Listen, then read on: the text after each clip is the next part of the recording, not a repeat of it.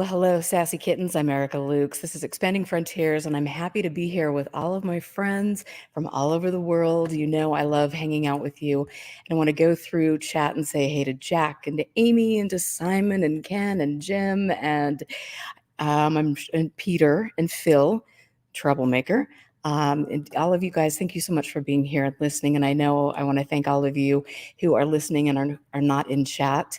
I get messages from a lot of different people, and it is really cool to me to see how many of you are paying attention to the content of my show, have been following me for years, and understand that my work is an evolving process, that what I thought was true maybe 10 years ago with regard to the extraterrestrial hypothesis and yada yada bing bang is definitely maybe not what I think today, but I am definitely the type of person that is willing to admit when I'm wrong, and I'm hoping to teach other people that it's okay to admit when you're wrong in this subject, and it's also okay to shine a light on bad behavior, because you know how I pretty much love to do that.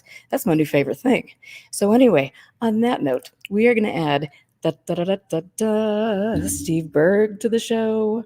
Hey, Erica, my friend, how are we doing this evening? Really good. How are you? Good. It's Friday. Yes. It feels good, even though Fridays become more insignificant as you get older, but still symbolically, I feel like you can let go a little bit. Let's do it. I'm telling you, let go. Mama needs a little fun in my life. Me too. Tonight's the night. So for people that don't know you, I have to just say I'm sorry about that. You should know who Steve Berg is. Come on. Steve is a very talented actor. He starred in Skinwalker Ranch back in, was that 2013? I think so, okay. Yes. Yep. And then Drunk History.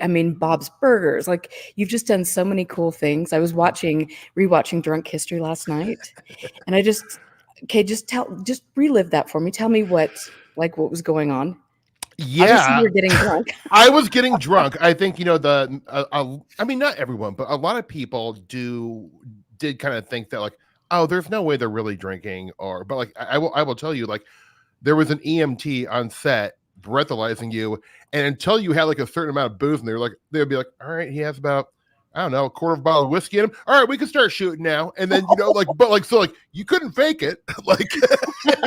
And then they would shoot you, and you'd hopefully be cogent right up top. But after a couple hours go on, it gets messy. I can only imagine. But it looked like you guys were having a lot of fun though. We were. Derek Waters, who it's his show. Him and I did Second City in LA together, so we were old, sketch comedy friends, and it's one of those fun shows because I did a lot of the reenactments too. So it was just like working with my buddies. So it was kind of the dream job in a lot of ways. How did you keep a straight face? God, I think just that's part of the job. I think because I've always been I think there was a trend for a while in the early 2000s where Jimmy Fallon and those guys were breaking on Saturday Night Live, and that became a real cute thing. But I never liked that, so I was always commitment to the character, do not break. And so I feel it was something important to me comedically. I feel commit to the character, you can laugh afterwards. That's for the audience. It's interesting because I know that Jimmy Fallon kind of did come under a lot of fire for that, because it was viewed by some of his peers as unprofessional when you break character. So yeah. I commend you for that. I would probably break character. Because I just, it's like when you and I'm just throwing this out there, when you and I finally do our sock puppet show, ufology. Luckily, actually, it'll be a sock puppet so I can laugh off screen, but Yeah. Well, let me tell you, folks, Erica shared with me a couple snapshots of these sock puppets, and this is no joke, and they're unbelievably hilarious. The sock puppets are going to do all the work because they're wonderful. So, thank you. That's very kind of you to say, because I've never heard my sock puppets are wonderful, but that's I will pay you later for that comment. Done.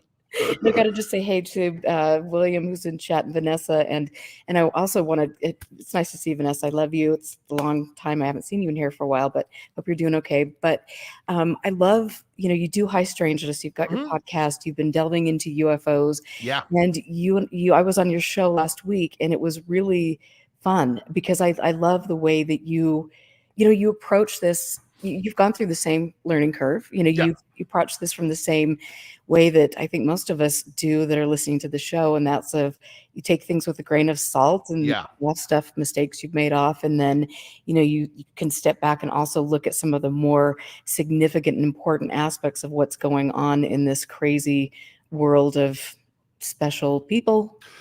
Yeah, I think you nailed it. Like much like you, it was one. I think probably like a lot of people, like you get into this stuff because you have a deep, an unusual curiosity more than the average person about UFOs or the paranormal, whatever it is. And I think when you get so excited when you're young and you're reading these books, I literally believed everything I read. First off, like I was very gullible, and, Really, strangers lying to us? What? I mean, like you name it, I was like, yup, I believed it, like everything, and just didn't really. Because I think I wanted to so much, and you get older, you read more books, time goes on, and things are revealed to you that this was actually a hoax. Oh, this person was a complete charlatan, and you thought they were on the level, but you learn that they're not. So, with that being said, it's kind of where I find myself today is I love these topics more than ever, but I don't have a belief system at all wrapped into any of it. I don't know what it is, if there is anything to it. I tend to think there's something to a lot of this stuff.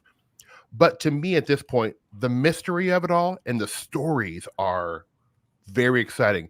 But like the work, and I will say you've played a part in, you and Jack have both played a part in kind of revealing, I think, a lot of these common misconceptions in the field, these things we just kind of took at face value.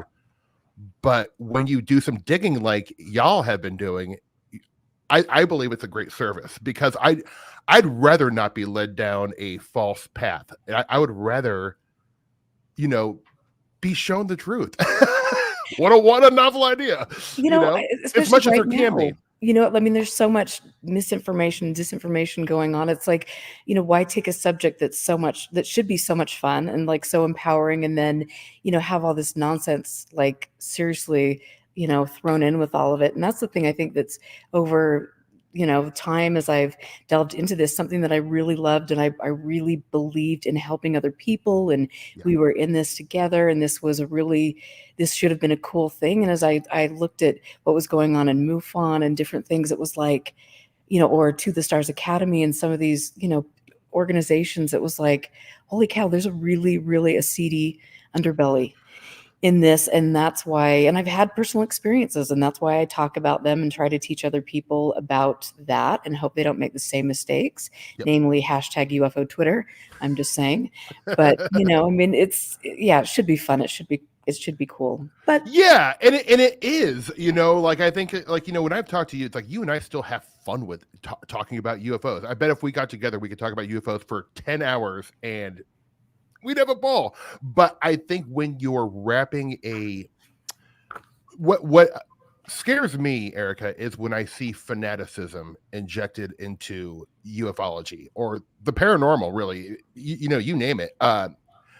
That is a big red flag to me because I don't think like fanaticism and religiosity and cult like behavior is doing the field any benefit. So, I think what you guys are doing with Expanding Frontiers is wildly important to, and it's just like you're trying to help out the field to try to clean up a lot of the trash because it always has been messy, but it's real messy right now. It is. And I think with the election cycle and things, it's just going to get, I mean, we're going to see the vitriol and the kind of the same, like Jeremy Corbell, like I think we talked about on your show, Yeah. people like that are using specific phrasing, from some of the, certain political parties and things, and it's weaponized. And, I think Jeremy made a comment about like, cojones the other day, like on his Twitter. I'm like, really, I need to bathe in holy water and repent. And I need to just the thought of that just made me want to kind of, I think I've gendered in my mouth for a minute, but it's like just this constant, it's just garbage. And then you've got this, I was watching the Soul Foundation videos. I tried to go through that, and it was like, okay, what is going on? Like it's a big ball of nothingness. Yeah. Like there's no advancements. It's the same people behind the scenes or in front of the scenes that have stirred a narrative that is really all to do about nothing. Yeah. And we should be like going out and doing field research, or we should be, talking to actual scientists that actually use science and, aren't getting paid by the History Channel and things like that. That's what we should be focusing on. Or, I mean, what I just, it's or getting a telescope and looking up in the sky. I think it's just so important to be grounded in this. And Lord knows I haven't been, but that's okay. I am now. Well, yeah, I mean, like, I think like it's one of these things where like I think it's people may perceive me as a person like who loves all the woo stuff, and I do. I love high strangeness stories, but they're stories. I there's no evidence that they're real. There's no proof that they're real. We'll never be able to prove them. I mean, they're anecdotal. Yet I find the stories, because I'm addicted to narrative. I'm addicted to mystery. And so these stories to me are very important. And that's what I feel like, I guess, a guy who's worked in media his whole life. And, I've always been telling a story of some kind.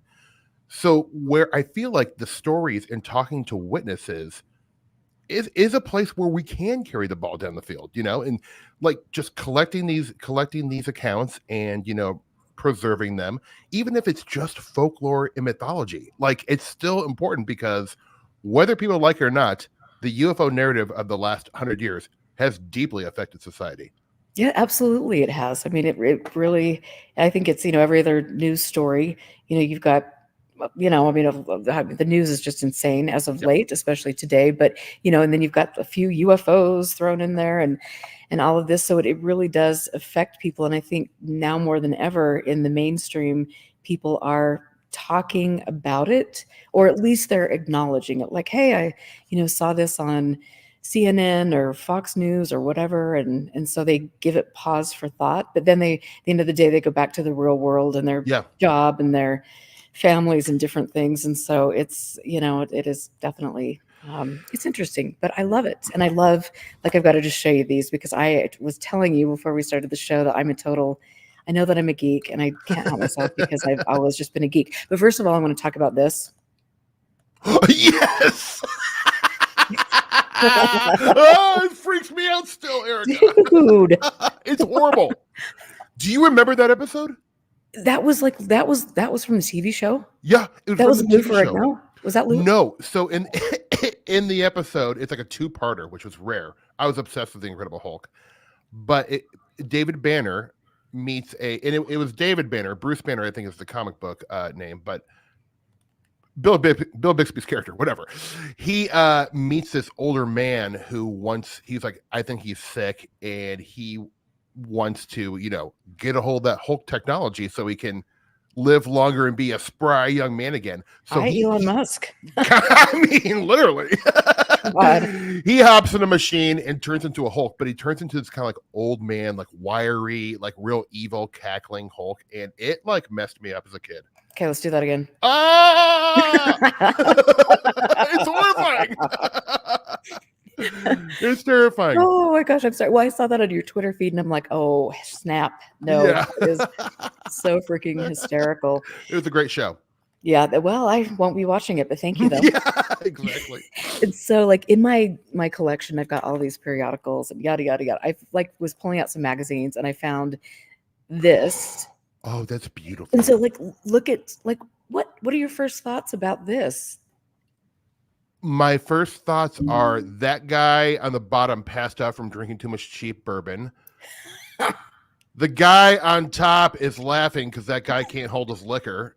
And the friend is about ready to rifle through his pockets and steal his cigarettes and wallet. Okay.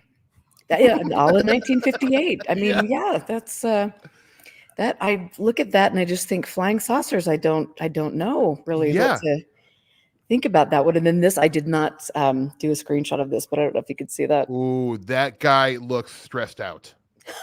He looks like he's like, what? You know what? I bit off more than I could chew. I think I've made a huge life mistake. Yeah. Is Russia training pilots for space? Oh boy. Yeah, I mean, Russia, it's constantly Russia. And then I've got to show you this because I love these commercials. Everybody knows. Muscle up Yes. and make out. Oh Yeah, my god. So is this like get some muscles and the babes will start loving you? Is of that course. is that what they're selling? I'm thinking so. I mean that if you said that came from a magazine from like last month, I'd believe it. Clearly, yes, I know nothing changes, does it? I mean, it's like, No. but okay, and then here, this one is so great. So this is first row pocket size electronic solid state model. So this, I think, is like a little UFO detector. I That you is know like I A want it. Marlboro pack. I want it. I want it. I want it. If that was still available for purchase, I would buy it. $10. You bet. I'm buying two of I mean, them. but $10, that was like a long time ago, It though. was. It was. I mean, but like Erica, I think to have as we know, this UFO detector is 100% on the level and can detect you know, saucers. So I mean, I feel like it's invaluable. We're gonna have to invest in one of those. We are, and you can have a little smoke on Yeah, the side. exactly. Yeah. it's, it's just fabulous. And then this one that cracks me up too. So Yeah. again, it's like with the new Slim Guard. Oh, Dun, dun, dun. is that like a man girdle? I think it is. There's so many man girdles. Slim, yeah. It's like you look in the back of all of these magazines, and like literally it's like X-ray vision. You've got the pocket knife or the fake gun, or like I mean, it's just like, and then the man slimming thing. So you Yeah. clearly know the demographic of Yep. people Yeah, looking at this. absolutely. Yeah, people who want a quick fix, who are not terribly happy with their place in life, probably. And who like to hide in dark corners with their X-ray vision, Yep, yep. Detecting UFOs while getting ripped up on some kind of a magical powder. It's, it's never a dull moment. And then No. I love this because these old covers are so cool. Oh, that is awesome. I mean, you know what? That kind of like, all right. I love like, especially from that era, like UFO ephemera, like just like the look of like the books and the covers, like they are so beautiful to me. It's like that cover that you showed me. That's Isn't like that gorgeous? that's like fine art to me. Like And I will say that Fate magazine like just had, I've got the whole run of Fate magazine. do you really? I do. It's just Oh, insane. And actually, I think I've got double copies of a lot of them. that's awesome. So if anybody needs to talk to me on the Yeah. break, let me know. But it is, I mean, these covers are their artwork, and it's just They are. so, it's like a little time capsule when you look at some of these things. And I It think I've is. It's got, fun. and here's another one too that I love. Oh, exotic. Is that like a Lawrence of Arabia type situation? That is Valentino. Well, Valentino. Okay. And then, of course, we've got the articles, The Miracle Mind of Tesla, Wow. Thomas Edison, and the Little People. Sounds like Interesting. a day in the life of my dating. Just kidding. Yeah. I don't know what that meant, really. You could decipher for yourself. It means Yep. something different to all of us. Maybe don't. Don't look too hard into it. Yep, no, that's okay.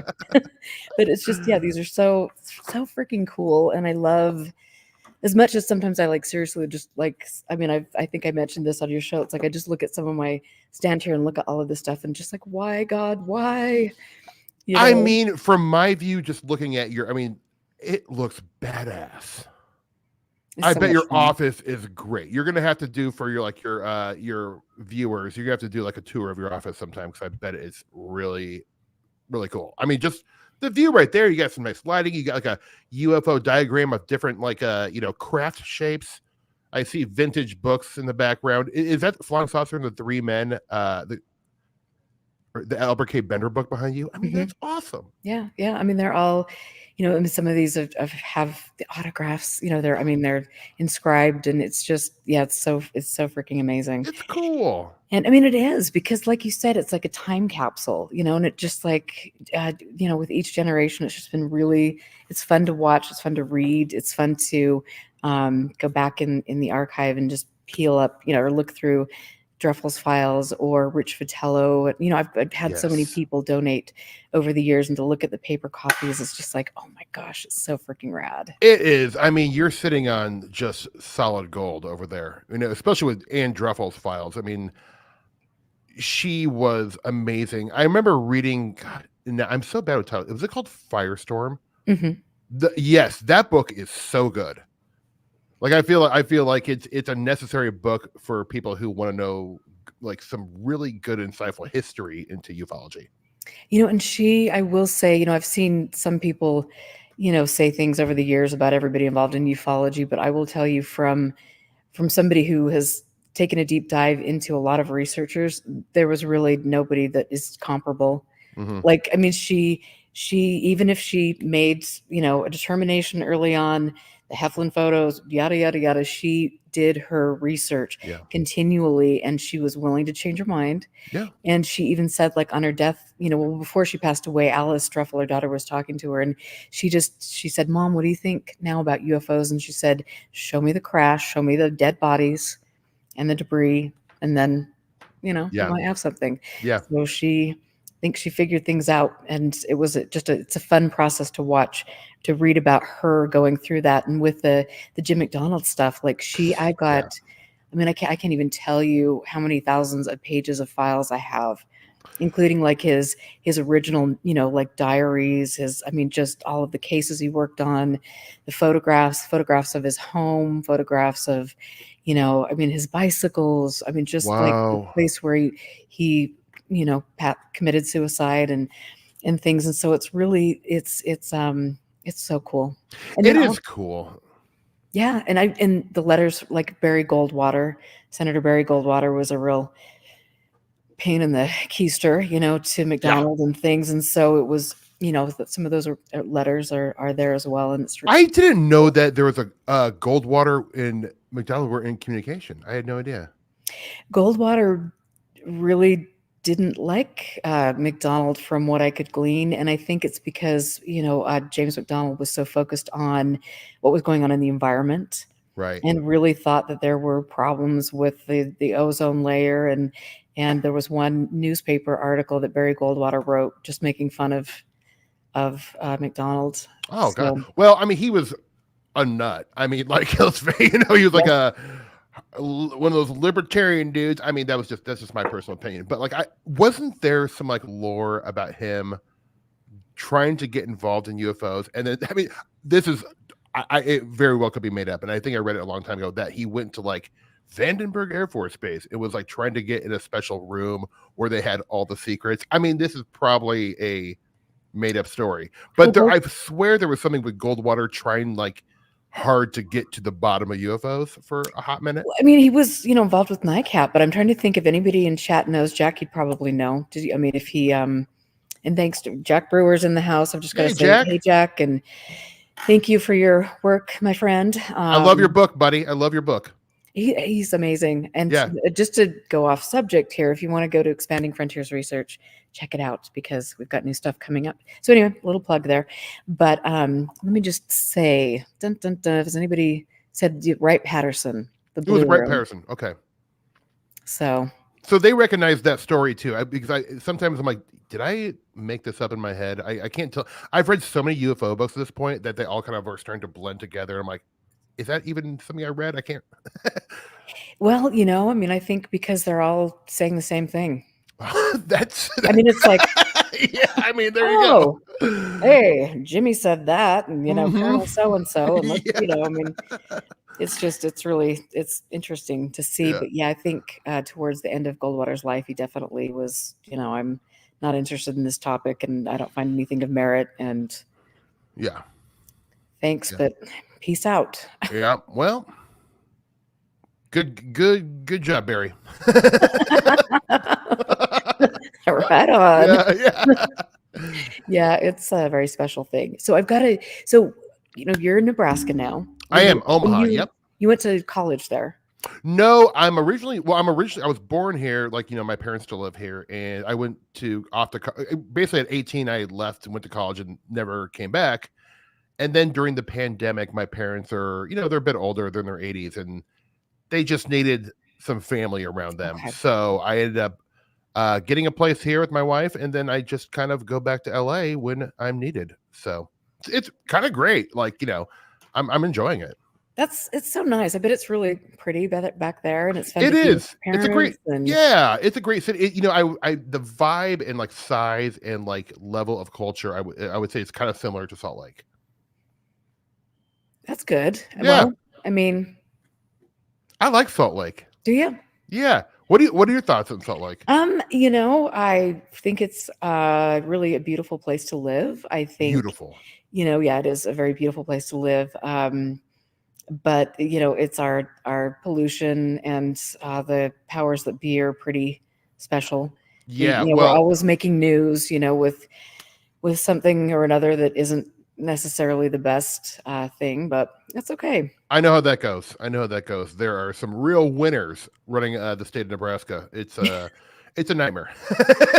Yeah, I am just I try to well, I don't try to stay off of not looking at the news and stuff and looking at what the legislature is doing but it's just like well, I mean, I don't know what it's pretty insane. But Yeah. hopefully people will begin to understand that it's important to really delve into what people are doing and who's funding political campaigns and hopefully we can make some change here because it is a beautiful place and it Yeah. deserves to be protected. So Yeah. that's my thing. Yeah, and not to be political, but my God, if we could have campaign finance reform, that would really just solve a lot of problems. Wouldn't it? It's something neither side wants for a good reason because dirty money is fun to take, but boy, I mean, like for us citizens, we're just suffering. It's like, man, like it's ridiculous. Yeah, I mean, absolutely. So there was a story that came out today, I think, in the Salt Lake Tribune about Governor Cox taking money from one of the biggest polluters in Utah, and it's just like, okay, and you've got a couple friends on the board for all these things, and it's like it's insane. But Automatically, I feel this is me if I was running the world, but I would you should be kicked out. That is not the will of that is not for the betterment of the citizens of your state. So you're gone automatically. I'm sorry. Like it's just crazy to me. yeah, you would think, but again, like there's so many. I don't know. It's people are so blinded, and I Yeah. think here with our culture, it's like Armageddon's around the corner. So why care if the Great Salt Lake's blowing away? I mean, it's all about a handful of people making a lot of money Yep. and other people being affected by an environmental catastrophe. But that's just me just going off the rails here because I don't know. But anyway, Uh, so I want to just talk to you a little bit because I know that Phil is in the chat room. Phil Leach used to be with MUFON. sure. Yeah, I know Phil. Hey, Phil. What's up, man? And Phil, I always say, hey, Mr. Trouble, because he's always doing something. He's always in trouble. But there was last week, there was a little kerfluffle about MUFON and the database and how the MUFON database was hacked, allegedly, Hmm.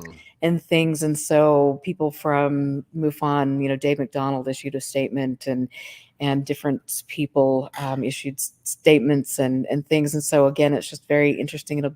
I'll have to get the update from Phil and see what was going on with that. Could it be a ploy by MUFON to become relevant again? It probably could. I mean, yeah, their reputation is not in the greatest place right now. As far, actually, I shouldn't say that because I don't really know, but one would think. You'd be surprised. Yeah. It's amazing, like how many people can just get away with things. And hey, can you please fund my get out of jail free campaign and things like that? You just never know, but it's crazy. And so, tell me, like, because you've been digging in, you love the paranormal, I like do. I do I do. too. Yeah. Actually, I think I love it too. It's great fun. But tell me like some of the creepy tales from your neck of the woods. Oh boy. Well, we actually we have it was funny because when I moved back here, it was kind of the height of the pandemic. So my line of work, my business, the entertainment industry was like shut down for like 18 months completely. There was no really very few jobs to have. So I was like, uh-oh.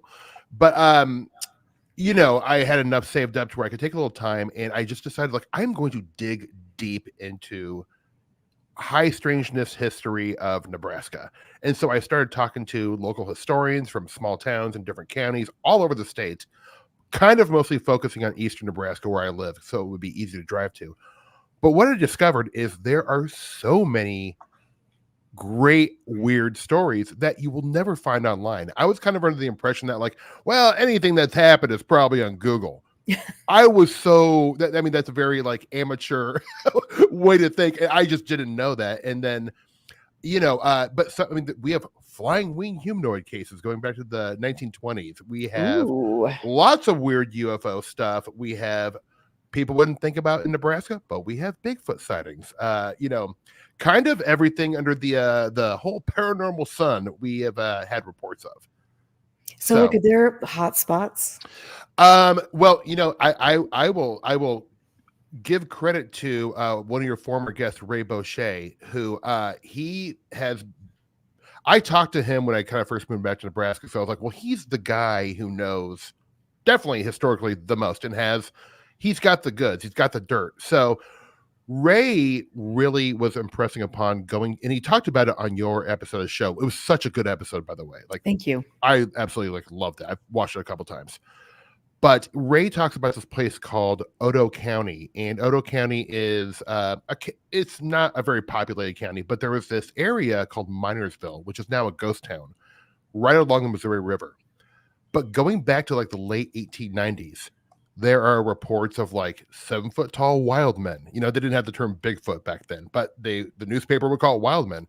There was all these giant black cat sightings, and they would describe it like these black cats would circle around the schoolhouse, and the kids and the teacher would like huddle in place, and men would have to come scared away with shotguns.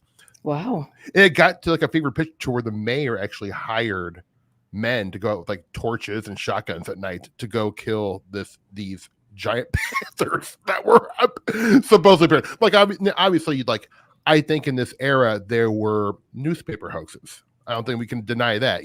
There definitely was, but yeah, I mean Nebraska's got a pretty like old history of if you look back in the whole like airship flap of the 1800, I think it was like 1897 and 98 or somewhere around there. It was like a 2-year period. Nebraska was getting a lot of these. In fact, in Omaha, where I'm from, just about like 5 minutes from where I live, in downtown Omaha, and this is according to the Omaha Historical Society. It was in the newspaper back then. I've actually seen the original newspaper, but 500 to 600 people witnessed a submarine-looking type craft. I mean, it was like a cylinder with like lights on the front, just like hovering above downtown Omaha. Now, again, I wasn't there. I don't know if it was real. I do think there was definitely. I know of a couple of newspaper hoaxes in Nebraska. There was a crashed UFO one. I mean, in 1910, which is also interesting because it was kind of before the flying saucer craze and the alien craze. But there was stories about UFOs in the early 1900s crashing. And it's just. And that the one in Binkelman, Nebraska, that was in the newspapers, that definitely was a hoax. I have tracked that down. That was a con man who made up the story to try to make money. And a couple different newspapers in the Midwest picked up on the story because it was salacious and a slow news day. So, but for me, I've kind of come to the realization where like, I will never know if a lot of these stories are valid or not. But I do love collecting the stories and trying to preserve them because I think it's important to small towns and areas. Absolutely. It's if anything, if it's all just folklore, that doesn't diminish the importance to me, I guess. No, absolutely not. No, I think it's fascinating. And I think good for you for getting in there and digging and finding that out. I mean, I've loved to, over the years, like dig into Utah lore. Yeah. And just, go sit in a old diner out in the middle of nowhere and then talk to people about strange things, and thank you so much. Welcome to the show for the super sticker. Thank you.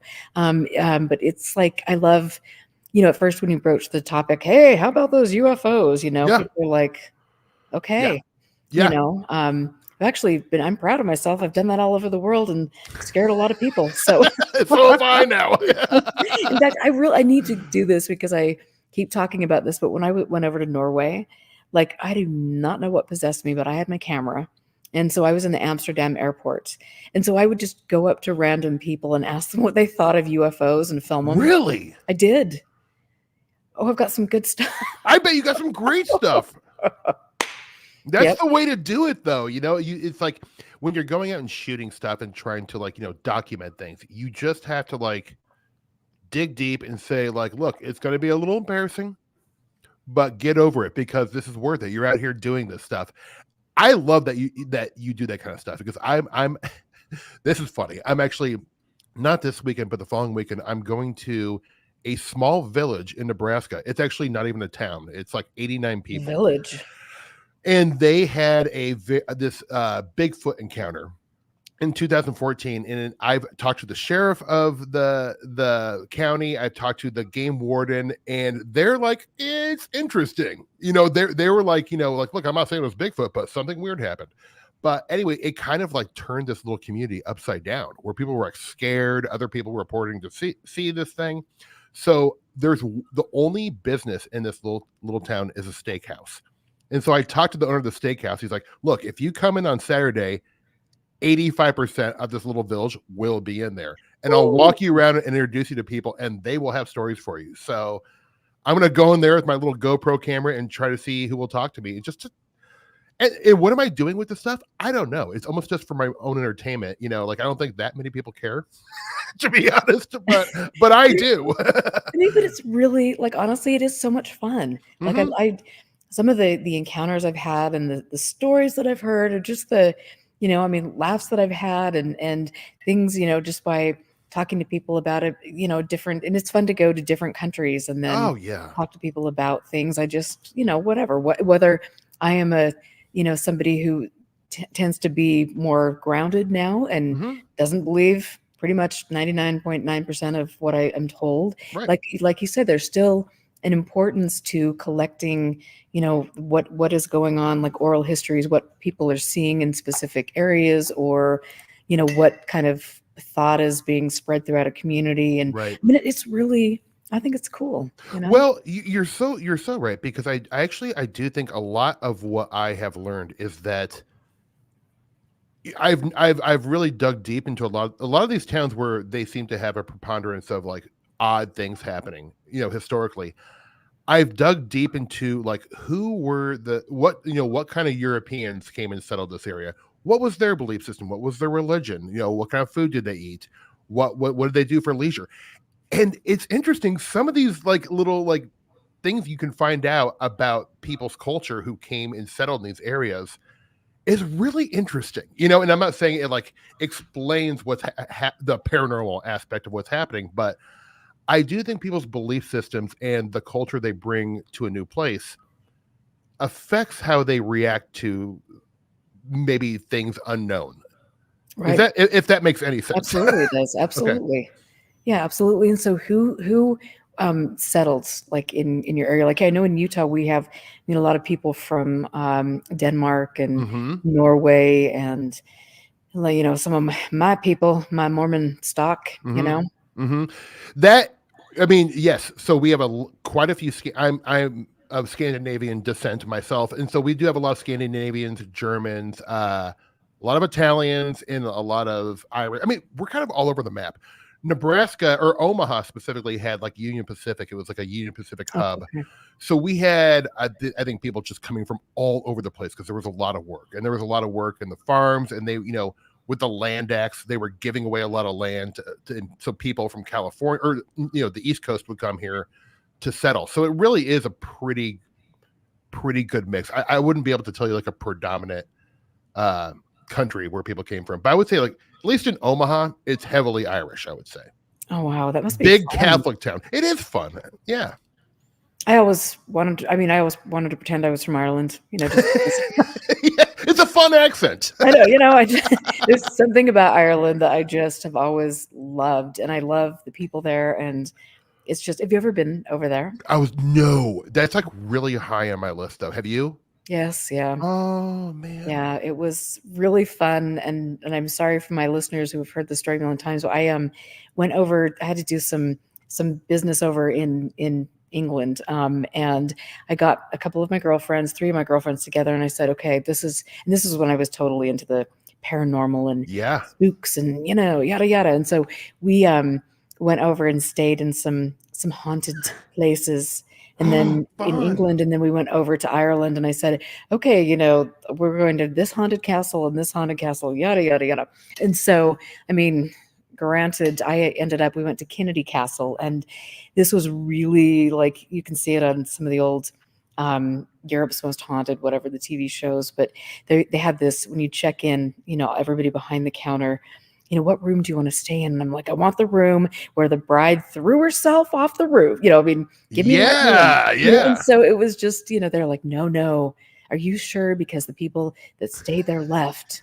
You don't want to do that. And it was just so funny. So yeah, I mean, I ended up staying, up talking to the castle owner until the wee Fun. hours of the morning, drinking good Irish whiskey, Yep. and he did divulge that they needed a little boost in tourism.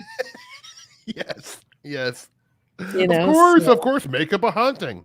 but I mean, but it was still like, you're in this old castle, and Yeah. just has that dank smell, and it's just really cool. Like, whatever. And then we went to Lep Castle too, which is a kind of a big haunted place in Ireland, allegedly. And they had the I think the monk in the chapel, they had a chapel on the second story of the castle, and there was I mean, I don't know. Apparently they threw people to their death and down a little trap door Whoa. and things. It was really fascinating. But there was a cute little fellow. He's not a leprechaun. That's a weep. Oh my Lord. I'm not mentioning it was a leprechaun. I know. I mean, hopefully he doesn't see this. But anyway, he was, his name was Sean Ryan. I think he's still with us. And his daughter was one of the best tin whistle players in the world. Whoa. And he also, was a musician. And so we got there, and it's a private residence. And so we had to, talk to somebody who knew somebody who'd let some, the ladies in, and we ended up like sitting by the hearth, on this cold Irish day. And I told him I was a musician. And so he called up Bob from down the lane, and Bob came up with this little keyboard, and we jammed like for an hour. Oh my God, that's amazing. Yeah. And like drank Irish whiskey, and I mean, or whatever that Everclear, whatever that abomination was. Yeah, probably some good Jameson. I mean, it was homemade. Ooh, wow. Okay. So well, that probably had some stang on it. I mean, it was, we wonder why a lot of spirits are being seen. Example A. There you go. But I mean, it was just like, it was so charming. Like, regardless of what, I mean, the stories, are they real? They're passed down from generation to generation, and at the end of the day, it's like I have a story that I'll like cherish for the rest of my life. Absolutely. And that is the fun. I mean, like, I think I love also, I will admit, I love kitschy things, roadside attractions, the biggest ball of twine or a haunted porta potty. I want to see it and stop at all of it. And I just made up the haunted porta potty thing. You did? Okay, good. I'm but glad. Now that's like my fallback plan. I think I should open one up because I think people would come. Come use the haunted porta potty, $20. Anyway. You know what? I mean, you could, dumber things have worked. Yeah, you're right. So if any of you out there want to go in on a business deal, I was just thinking that. Let's talk after the show. Yeah. Watch Eric and I get filthy rich off these porta potties we're putting all over the world. If they're haunted, people, I swear to God. I know, seriously. Why not? Yeah, but like going to, I am the same. I am definitely that way. So if I go to a town and I'm staying by myself, my wife does not like to stay in like haunted places. She's like, no, thank you. And but I will always choose, like, put me in the haunted room, or I will look out for a kitschy hotel that claims to be haunted by a clown or something like that, and I will stay there because to me it's just fun. It's fun. It gets me in the spirit of things. I have a good time. I'm smiling, and then there's like a tiny little sliver of myself like, oh buddy, you're gonna see something tonight. Like, even though like I've never experienced anything weird. Like, I've never even seen a weird light in the sky, honestly. It's Well, you haven't gone on unfortunate. a tour with Stephen Greer. What's wrong with you, man? I don't have an extra $5,000 in my pocket right now. Good point. You It's, could like sneak around in the bushes, you know. that would be so funny. I bet Like, he'd pay you to like hold some flashlights. probably would. Is that the going rate? 'Cause I remember like, God, that was probably like 10 years ago when it was $5,000. It's probably more now.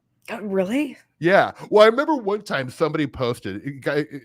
I mean, I wonder if you guys saw this, but they were advertising like the different tiers of the weekend. I think it was like $5,000 for the basic package, but for like 70, and then there was like a package that was like a couple grand more, but all included was like a taco dinner. And I was like, for an extra $2,000, it was like, it made me laugh so hard because like a guy like Greer and a lot of that people like that, I mean, they're definitely doing harm to the field by confusing it and muddying the works and, taking people's money. So they're, not great people. But to me, like comedically speaking, con men and snake oil salesman type, that kind of archetype traditionally in comedy is gold.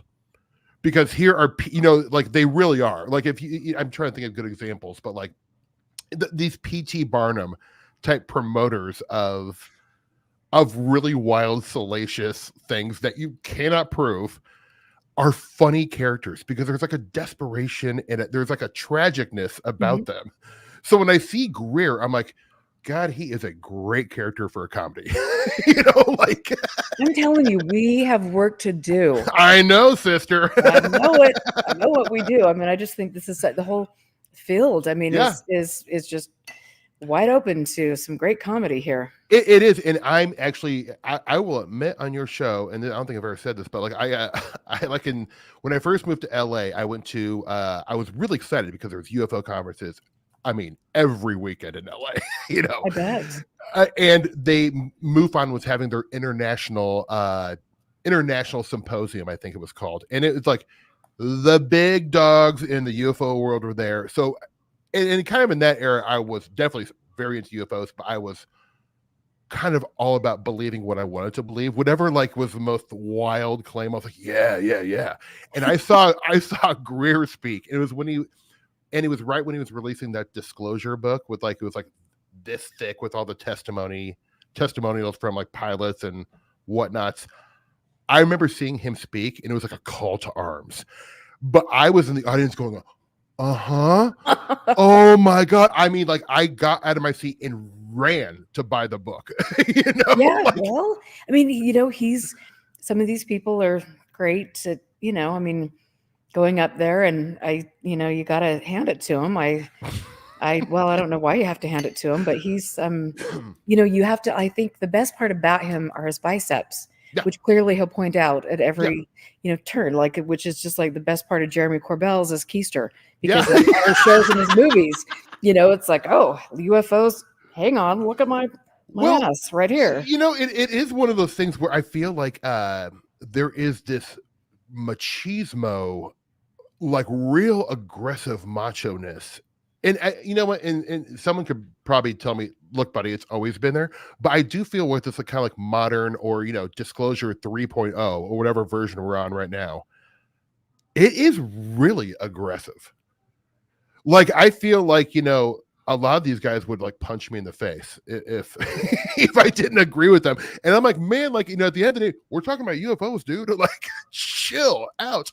And I think UFOs has been used as a gateway for other, like we talked about when I did your show, which again I just had such a blast. Thank you. You were so great. By the way, so many people commented how wonderful Thank you. That's were. awesome. Yeah, you were very, very, very loved. So yay, that makes me happy because we know I've got some people that don't like me so much, maybe. Yeah, my listeners are cool people. And they're dialed in. They get it. They get Erica Lukes. Thank you. That's awesome. Yeah. I appreciate that. And so what was I even saying? God, Grandma. I don't know. Sorry, I got us off track. I'm bad at that. No, it's just we were talking about aggression, macho-ness. Yes, thank you, my Lord. I think I need to get some ginkgo biloba or some sort of nutritional supplement for my brain. That was a good throwback. Oh my Lord! But I mean, they like honestly, it is like it's like the Proud Boys. It's that's what you look at when you see the typical those people, and the, like I mentioned at the beginning of the show, like the way they phrase things, the way they're imaging, the imagery. I mean, it's Yep. all very, this stuff goes back to the 30s and the 40s and the, America First. I mean, all of these things. And I think it's really alarming that people don't see that. And, Yeah. I remember when Lou Elizondo, was first coming out, and he was using some of these, great, the American flag and some of these old, things, which I love my country. I love the flag. I'm not saying that, but some of these, the ways these things are used are, I mean, they're used by the Nazi party. They're Yep. used by, people that have a political agenda. And I think we Hmm. need to understand that, maybe do a little deep dive, or just a quick dive into history, Yeah. and look at the way things have, this is just typical for what is going on with Corbell and Knapp. And I've got to just say that, I also think, I look at, the Soul Foundation, and I look at, Jacques Vallée, and it's, here I've got a book over here, UFO Chronicles of the Soviet Union, a Cosmic Hmm. Samstadt. And it's like, what are these people up to? Because they've clearly, after their whole careers, have offered nothing but, like this, go down this rabbit hole. Here's a carrot over here, yada yada yada, Hmm. and look at me, and I'm so great. But then they've got nothing of merit. Right, right. I mean, I guess my personal feeling like on Valet is I love certain Valet. Like I really love everything up to his like his Contactee trilogy, because I do like his comparative analysis with like certain other belief systems. And I think Messengers of Deception is a very important book for right now, because he was basically saying like UFOs, if we're not careful, are going to become an out of control religion. And he goes on with these case studies of cults all over Europe who, are up to no good, and they're using UFOs as the attractor to get people to come.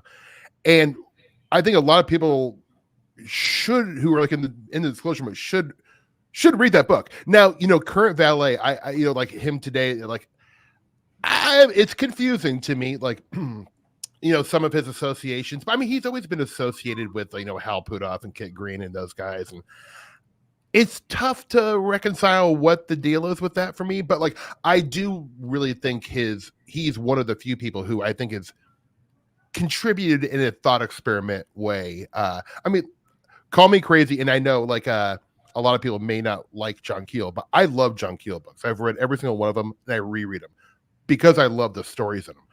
But I think some of the thought experiments he does within his books are interesting. And he's not saying this is true. I have evidence. I have a government document that says they're ultra terrestrials. He doesn't say that. Like, he's just speculating within the book. And I find speculation okay, as long as you're not trying to sell it as 100% fact and trying to get other people to believe with you. Because I find like, when people have these ideas on what maybe UFOs represent, and then they're trying to convince other people that they're right, that's not, I think, a great tactic.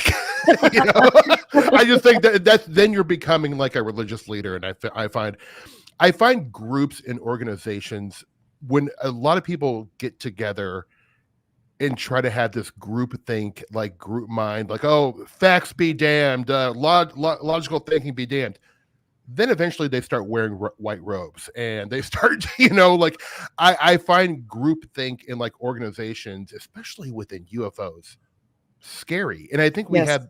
we have the history to point out where, like, look, just like 5 years ago, MUFON was run by a racist fascist. I mean, like, Has there's it no other changed? way. Has that changed? I I don't have no know. idea. I actually just totally stopped, like, even like, paying attention to what they're up to. But like, in some of these older organizations, like they definitely have like some Nazi influence. There was just people at the top running these organizations who had some like belief systems that I find to be extremely dangerous. Absolutely. So while I do kind of like keep tabs on what's going on in the disclosure activism or whatever, like it does worry me, like that certain factions of people. I'm not saying everyone who's interested in disclosure is crazy. I'm really not. Like, I'm saying there are definitely, I mean, people probably know who I'm talking about.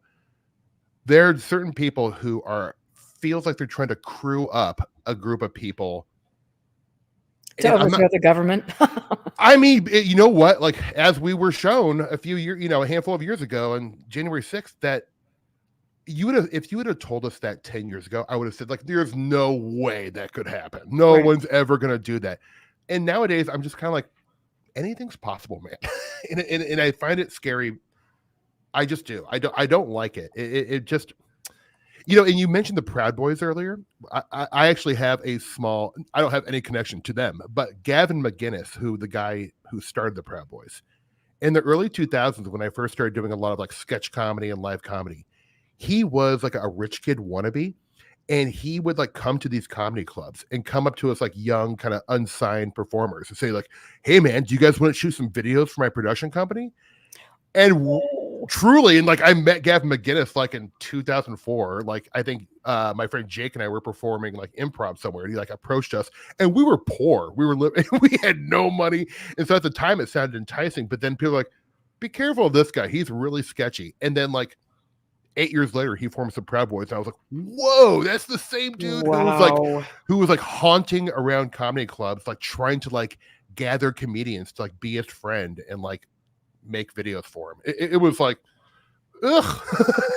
That's really interesting. Yeah, it is. Dang, that's really, I mean, that's just, it's scary. And it again, like, goes to, and I've said this a lot because I've seen this firsthand. It's like you have a group of people that believe in things that are outside the norm, Mhm. and it because of that, you find a cohesive, or you think it's a cohesive group to hang with, and bad people can influence you without you really the understanding, your understanding of what's going on. And I think that that's, that to me it's dangerous. And I know I have friends that are in chat tonight that have, told me, just talk about UFOs or talk about something happy, or, yada, yada, yada. Yeah. I talked about my trip to Ireland. That was really Yeah. super That happy. was happy. Yeah, exactly. But I mean, to me, it's like, I'm sorry if we can't talk about what's going on with this, which is really concerning. Yeah. There are people on UFO Twitter that are threatening to kill people that were, I mean, Yeah. and people at NASA, the FBI is watching you, It's people. crazy. It's I so mean, crazy. I know that there are, it's just it is serious, and for us to pretend like it's not, I think that's really shows that you're kind of a weak constitution, Mhm. and you don't want to stand up and do the right thing, which I think now more than ever we actually should probably stand up and do the right thing and make sure that people understand what's going on in the UFO quote unquote community. Because I see, like, I sometimes I watch what goes on Twitter and things, and there are some really lovely people There there really that I is. am watching go down these rabbit holes and get involved with people that are, very sketchy. And it's like, Yeah. crap, what do you Yeah. do? But everyone's got their own journey, and sometimes people have to find out the hard way. Like, it's just, I feel like I was lucky. Like, I had a big shift in the way I look at UFOs and the paranormal, probably like in 2008. And I think it was like I met Greg Bishop, and Greg was like pretty good about like helping me out. Like, he's like, that's pretty sketchy what you're like, just some of the ideas I had or things I was excited about within UFOs. Greg wasn't really, and he wasn't like telling me what to do, but he was just presenting information to me. He's like, do with this what you want. I'm just telling you, this is what I've been in this long time, and this is what I found out. I like you, Steve. I just want you to be careful. And so he was a good friend to have, early on. And it changed the way I approached things. And I think like reading, Project Beta and Mirage Men was another wake up call for me, where I was like, woof, I'm going to have to look inward and, really give up some of these narratives and stories that I loved as a kid, but they're untrue. So I feel like that is, I feel so lucky that I was receptive to evolving and changing just like you. I mean, like, you and I talked, on my show, and I think even off air, but like I think a lot of people start at a certain place if they get into this topic. They're like extraterrestrial hypothesis, right? It's Mhm. definitely aliens from planet Pleiades or whatever. And you believe a lot of these things. Area 51, God, if we could just get through the gates of Area 51, all the answers would be revealed. And nowadays, I think in the 80s, they were testing drones, and that's what people were saying. And I don't think Area 51 is harboring the secrets to the meaning of the UFO. What? I know, call me crazy. Hey, I gotta go now. Bye-bye. You're done. You're off You're my done. show. Don't come back. No. Yeah. And like I remember I got my first taste of UFO vitriol when in like 2014 or 15. I really am bad with the years. I did an episode of Drunk History, and they were doing a New Mexico episode. And I told Derek, I'm like, oh, buddy, you got to let me do Roswell. And my conclusion to the Roswell Drunk History thing was it was Project Mogul. And I'm not saying I know it was Project Mogul, but I had to come up with a resolution just because it was a TV show. But to me, it just seems like the most likely logical explanation that they were testing something and it crashed, and they wanted to cover it up because they didn't want the secrets to get out or whatever. Like, that seems like a kind of somewhat rational explanation. Now, I'm sure there's people out there who would show me their evidence and their side of the story that would be vastly different and call me an idiot.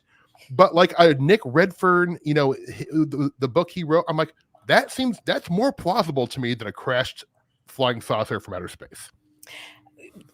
Wow. Like, what a breath of fresh air, especially in this subject. I mean, and it is true. It's like, obviously, when you're testing things, you need to build up this air of mystery. And when you do have people that are going out and hanging out on the border and photographing things, I mean, we had a person here in Utah that did go out on the border of Dugway, and photograph some things. And by his own account, they he got a knock on the door and hey, give us your hard drive. Yeah, that's great. I mean, that's what happens.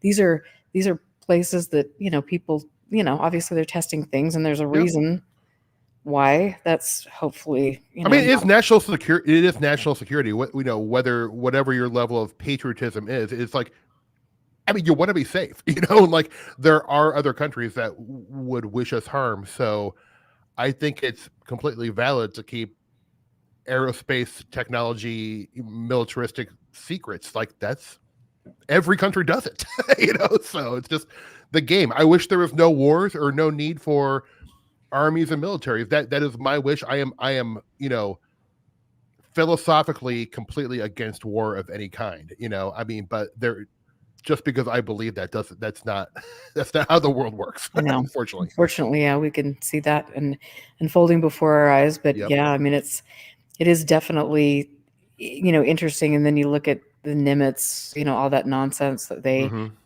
they allegedly put out, but really didn't in the first place. I mean, just all this crap, and it's like, okay, that whole thing is so mind-boggling to me, that these people that have just put forth crap, but these guys are still like, I mean, they're still getting traction. I think luckily they're getting a little more bad publicity now because nothing can be verified, and they've got holes in their stories and all of that stuff. But it's just like, how did these guys get such a platform? Well, what's interesting about the Nimitz? Actually, I can't remember because I get what is it, like the gimbal Nimitz and the Go Fast. I honestly couldn't decipher which one is which, but one of those videos, and I want to say it was like 2010, but that exact video appeared on Above Top Secret on one of the forum threads. And I used to go there just to read about UFOs, and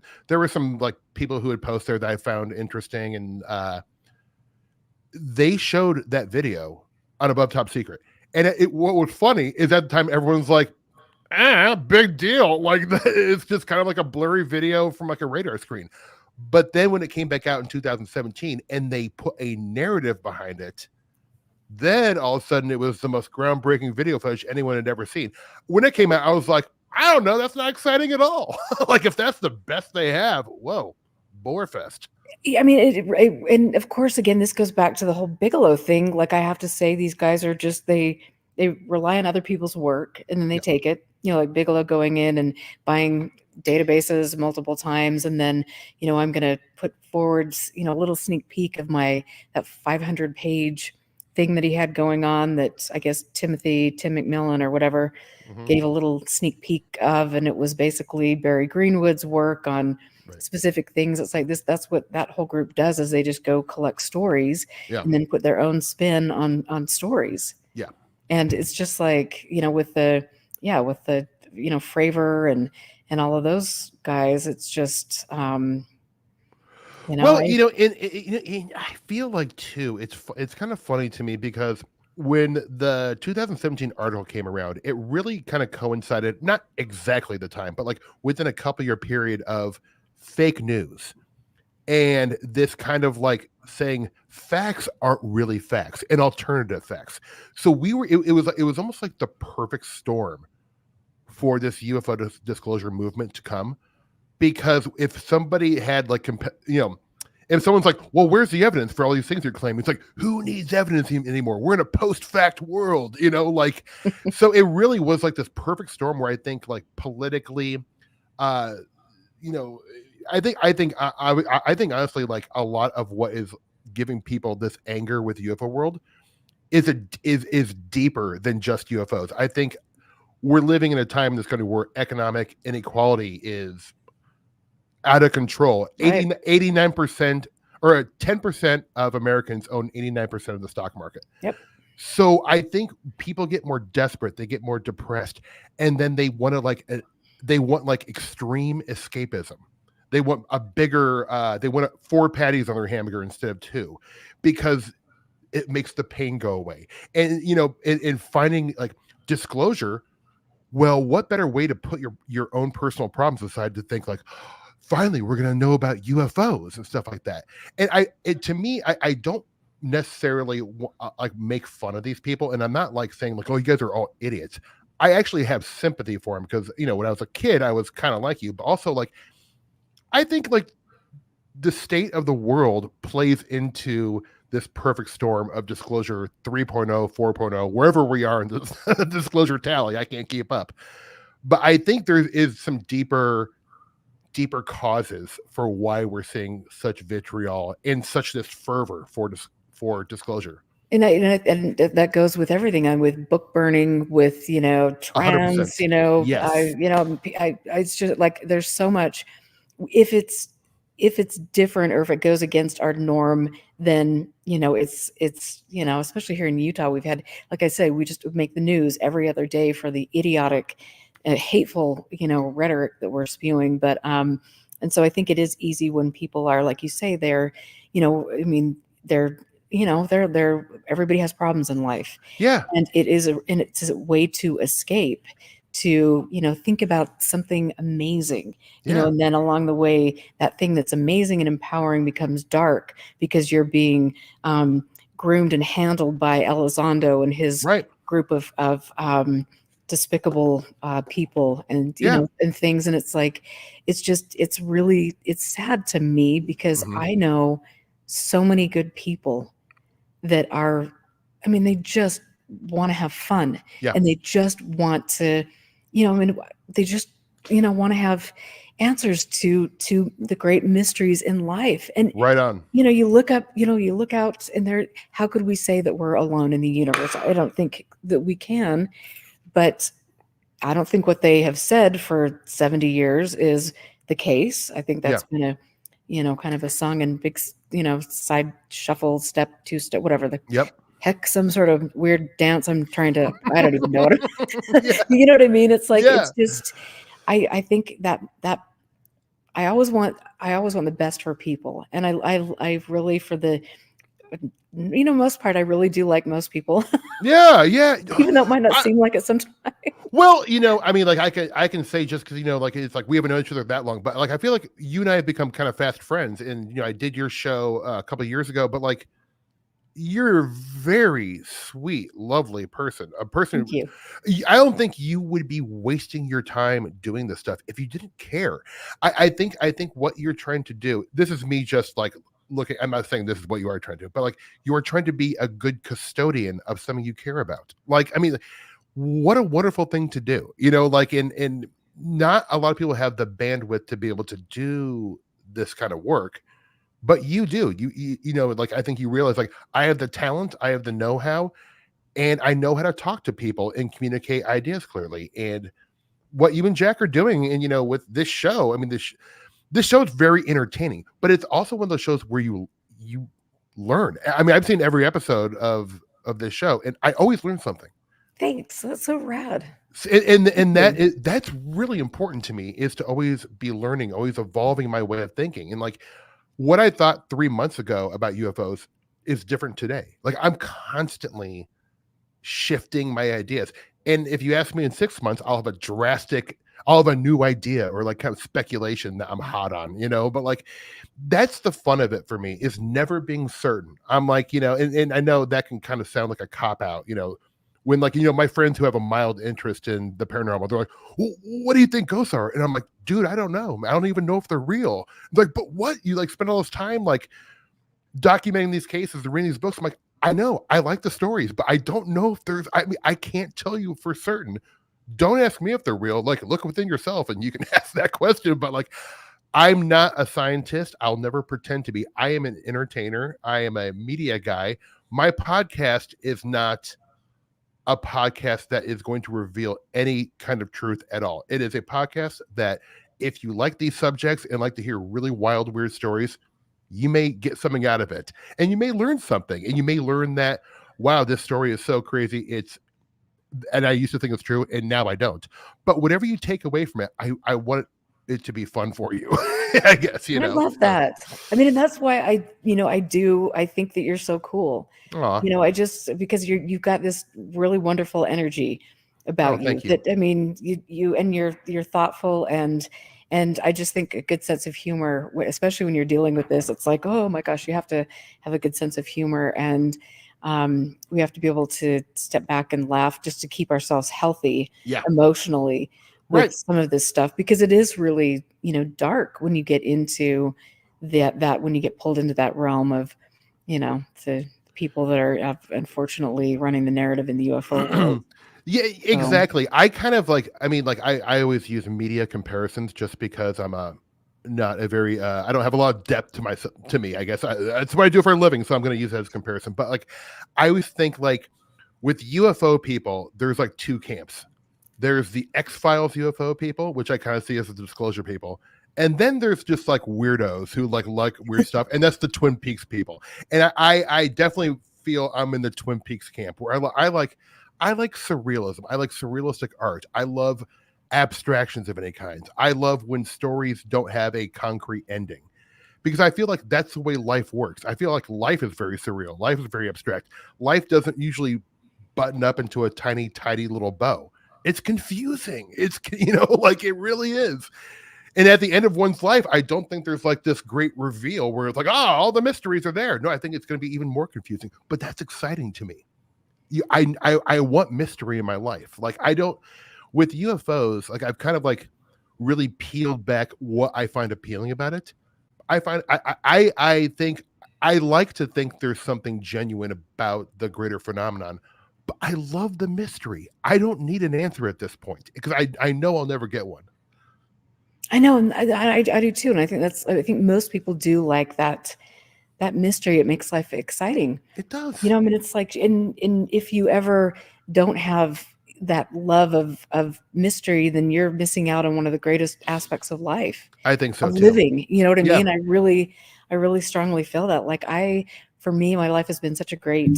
I've had like the best life. Yeah. Just all these great adventures, and I mean, who'd ever traipse over to Amsterdam and ask people about UFOs? I mean, granted, whatever, but I just like I or just I love it. Like I've Yeah. had the best experiences, like whether it's in about this subject or whether it's my singing or Hmm. doing all of this stuff. It's just been such a trip to get to know people and to hear their stories. Yeah. Like, even if, as a musician, I keep thinking that I'm going to actually go out and interview some of the great musicians in Utah. Oh, you I have should. a, oh my, I know I need to, because we used to have the coolest places here in Salt Lake. There was one place called the Dead Goat, and that was the first stage that I performed on when I was 18 Mm. in a band, in the band setting. And it was an old blues club, and it was down these, two staircases and in this old building that was a fire trap. But the blues musicians that graced that stage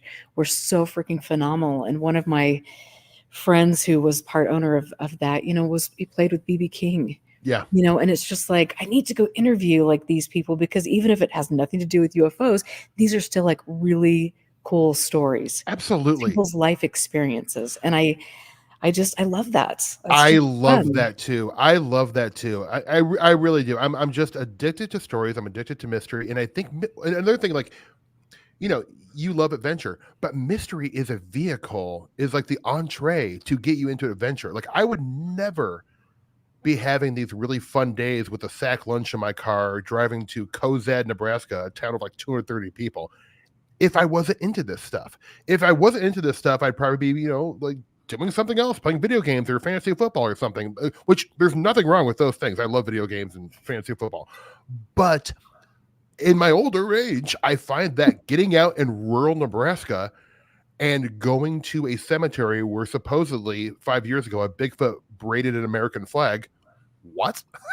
I spent hours out there with a sack lunch just going like, I know this isn't true, but I love the story. So like, there was like a magic of place for me. Like, and that's just, it's like, I just like to spend my time looking at weird stuff. I'm a weird guy. I love David Lynch movies, and I love weird stories, and I'm just attracted to surrealism and abstract art. So UFOs and the paranormal is just a version of that to me. Like, whether I'll never know if there's something to it or not, but that's okay. And the fun thing about actually in the last couple of years talking to, because what's happened when I started my podcast and started lecturing about the history of weird Nebraska kind of locally, I'm now getting some emails come in, and, people kind of contact me and tell me their story. And there's been definitely some where I'm like, I feel like maybe, they're not telling the truth, or there might be something else going on. But there has been a handful of like really wild cases where I don't know this for a fact, but I believe that they believe what they're telling me. And to me, that means something to me, like, I feel like I'm like, these people feel kind of traumatized, and, they don't want their name out there. They're not looking for fame, and I'm not even allowed to share their name, but they just want to tell me their story because I'm someone who's open to hearing their story. And that I feel like very like grateful and blessed to be able to be the recipient of some of these. And I think that's really that's touching, because I think, at the end of the day, I think, you are a good person, and that goes to show that you care about other human beings, and you respect them, and you care about their story, and right or wrong, whatever, that's their personal experience. And I Yeah, remember, who Junior Hicks sure. was. I had a couple, I have 2 interviews with him, actually more than Do that, but you really? I need to get those out. One, Ooh, we you were do. strategically, he wanted to sit by a fountain, which, being my own cameraman and audio person, that was really dumb. That's But not good that's, for sound. no, it really wasn't. And so I've had one of my friends try to go through that, and it's been a nightmare. But I do have a couple other good interviews. But I remember in, one of those, when we were sitting by the fountain, and he was talking about his own experience, like he was in tears. Yeah. He was a very devout LDS man, as was Mm-hmm. Dr. Frank Salisbury, and I think this was both. They, through their experiences, it was a very it challenged their belief systems Yeah. and their faith, maybe Yeah. a little bit, Uh-huh. and then maybe at the end of the day made it stronger. I don't know. I think in Junior's case it did, but he was just like so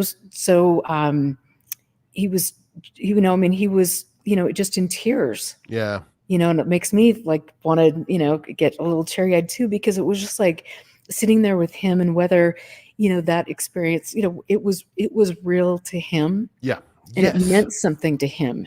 Yeah. And, that he was, it was a very touching, very real and important moment, Right. to me, just to have that experience with him, and for him to let his guard down, Yeah. and to share that. It was just like, I don't know. It's those are the cool things about this at the end of the day that I'll always like cherish, Yeah. and it really holds close to my heart. Yeah, and I think we should cherish these things because I feel like I've noticed when I've started to hear these stories, the ones I kind of throw, I shouldn't say throw out, but like there'll be some people I've had people come to me, it's like, I had a very dramatic Bigfoot encounter and I need to be on your show. Can you record me next week? And I'm like, okay, buddy, you're looking for a Nope. platform, and I mean, like, and maybe it's genuine to them, but I become a little less interested with the aggressive things. I'm like, you are looking to get something out of this. Yes. And so, Yep. but the people who contact me, and want to talk to me on the phone and they say, please do not share my information. He's like, if you want to hear this story, but I would prefer you not publish it or do anything with it. I'm like, absolutely, I hear your story and I will never, ever give your name out. When people come to me and they are not looking for any kind of benefit, and maybe this is me being gullible, I tend to kind of like give them the benefit of the doubt, and at least I can't say like they experience what they experienced, but they believe what they're telling me to be genuine.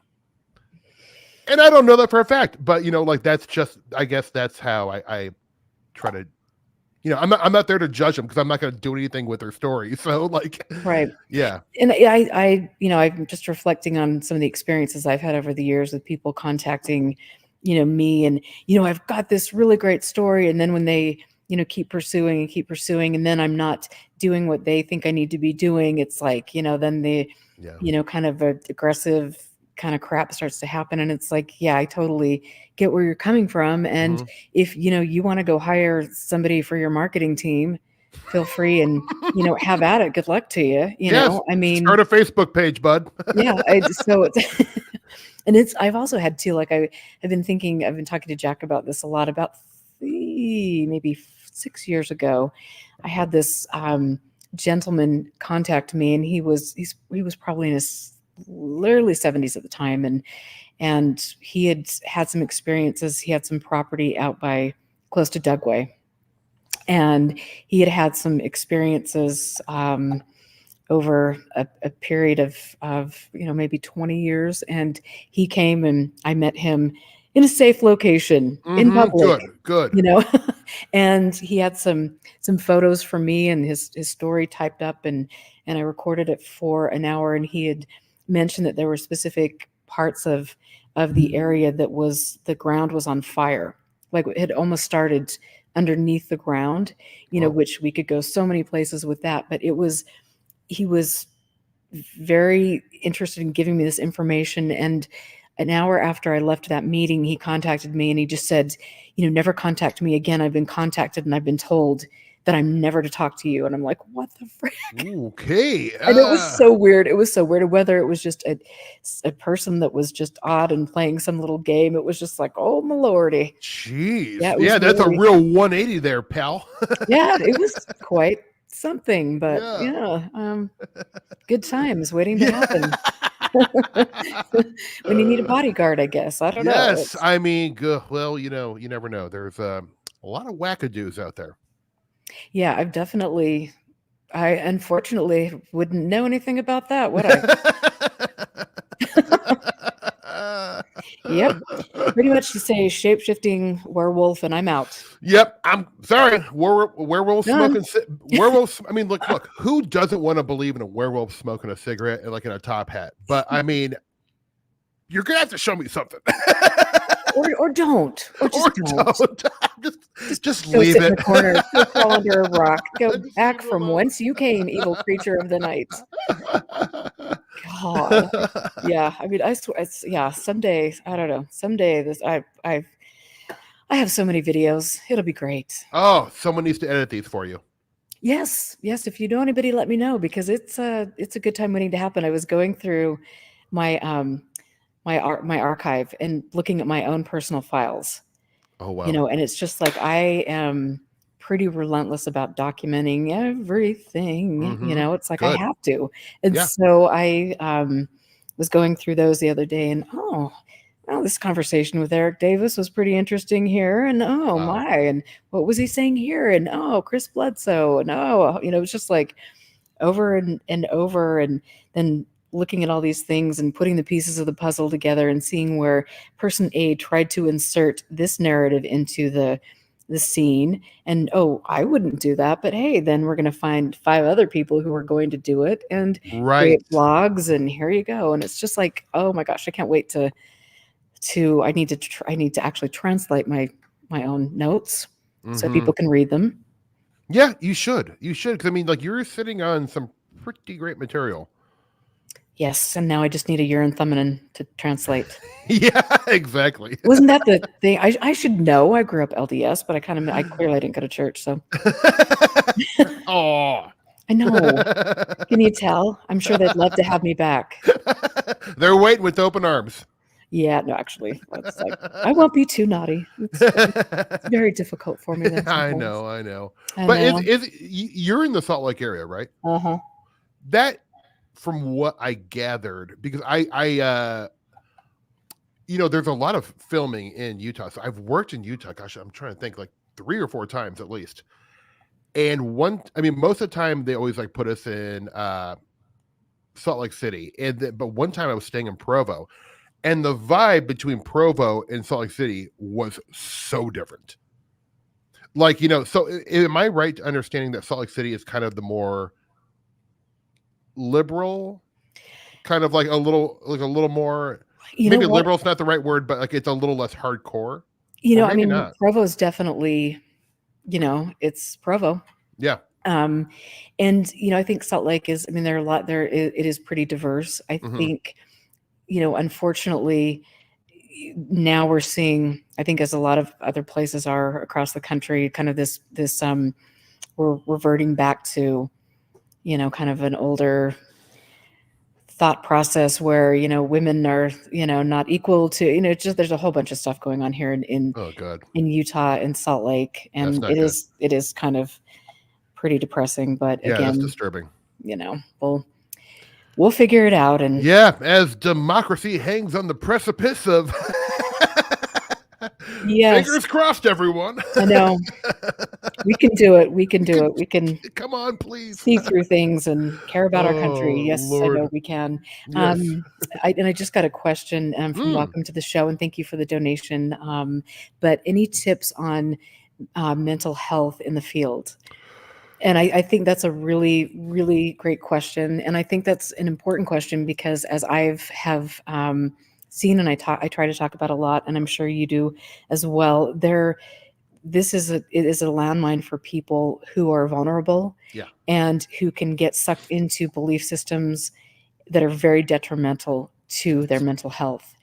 And so I would just honestly, like for me, I would say, maybe pull back and, Yes. go find some friends, go hang out with your family, stay off of Twitter, stay off of Facebook, and focus on other things. Because when you look to most of the people in this subject for help, and you're having a mental health crisis, that is not, it's not okay. It's not a good thing. You need to really get professional help and find friends and family. Um, so that's, and I think as far as like my own mental health and, people that it is dark, you go down these holes, and you do have to pull yourself back. And, I am lucky that I've got such great friends that I have known, some of whom are in chat again, that I love very dearly. And it's like it's like we ground each other and we pull, it's like, okay, you're going you're going too dark, come back here, go paint, go do whatever you're going Yeah. to do, go write a song, go, blah, blah, blah, blah, blah, because it does become kind of an obsession, and it can be not the best. I would echo everything you just said. It definitely, I have found myself becoming obsessed, where I'll like read a whole book in one sitting and spend, like a whole Sunday, like just plowing through a whole book. And then like, then I'm still in the mode that I'm going back online, like looking up the stuff I read in the book. And then, but what I've started to do, because I kind of need to do it, once I started my podcast and UFOs became, I mean, look, my podcast is a hobby. It's not my job. I wish I made money on it. It'd be great. But like, I started because I research every guest I have a lot. And a lot of people I've read their work, but I'll re-go back and go through their books and go through certain chapters. Or, I really try to like, because I feel like if you're going to ask someone to come on, it's like, respect their work. Like before I had you on, even though I'd seen all the old episodes of Expanding Frontiers and UFO Classified, I went back and watched some other ones and loved it. And it primed Okay, me cool. and got you ready for Erica Luce. But what I had to do when I started my podcast, because I feel like I'm putting a lot of time into looking at a lot of this high strange stuff, I decided, buddy, you're taking the weekends off. No UFOs, no paranormal on the weekends, just normal stuff. and it really has been great for me. So then when Monday comes around and I have to, research Nick Redfern's work because he's coming on my show, then I feel refreshed and ready to go. But for a while, I was like 7 days a week. It becomes a little much, and I found myself kind of getting a little ungrounded, and I'm like, I don't know if that's great for you, buddy.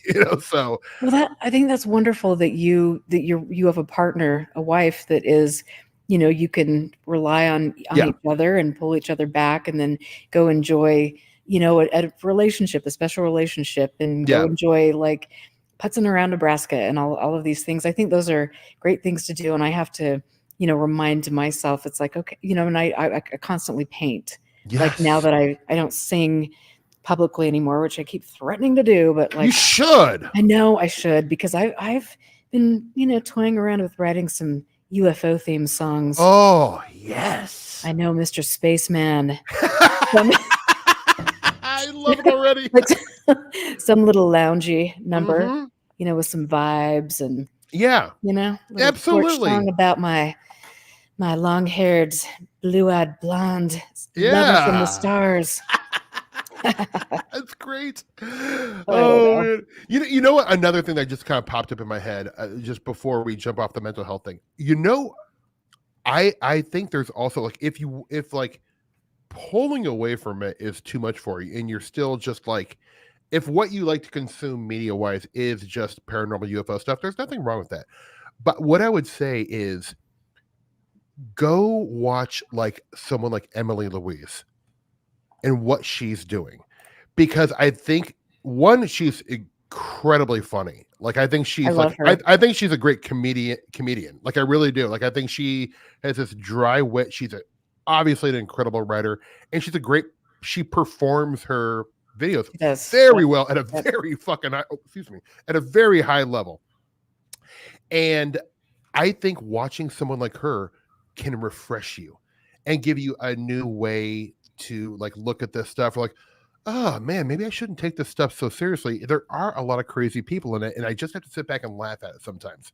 And that's why I like watching your show too, because like I'm like, it's so grounded that it in turn grounds me. So I feel like if you're into this stuff and you do like taking in all this information, vary it up a little bit, mix it up a little bit. Don't stay in one lane because that's never a good way to be, I think, when you're looking into UFOs. No, it's not because you can so easily be indoctrinated, Yeah, and so I think that it is very important to look at, people like, Emily and I yeah, love Vanessa who was here. She does some wonderful things. She's been on the show and on Expanding Frontiers. I mean, there's so many great people even totally. in chat, that I communicate with that are active on social media that really, kind of pull you back, and they're observing things from a different level than I am and have great input Yeah, for things. And I think that we're really creating a an important space for people like ourselves, yep,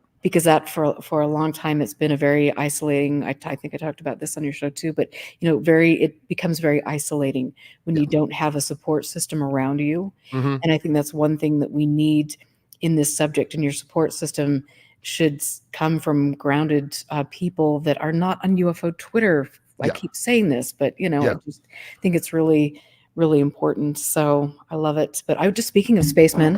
Hang on. Ooh, ooh, ooh, ooh, ooh. Oh, look at that guy. He's got like some kind of like a robotic situation happening in his chest Wow. cavity. Whoa. What a hunk. I know.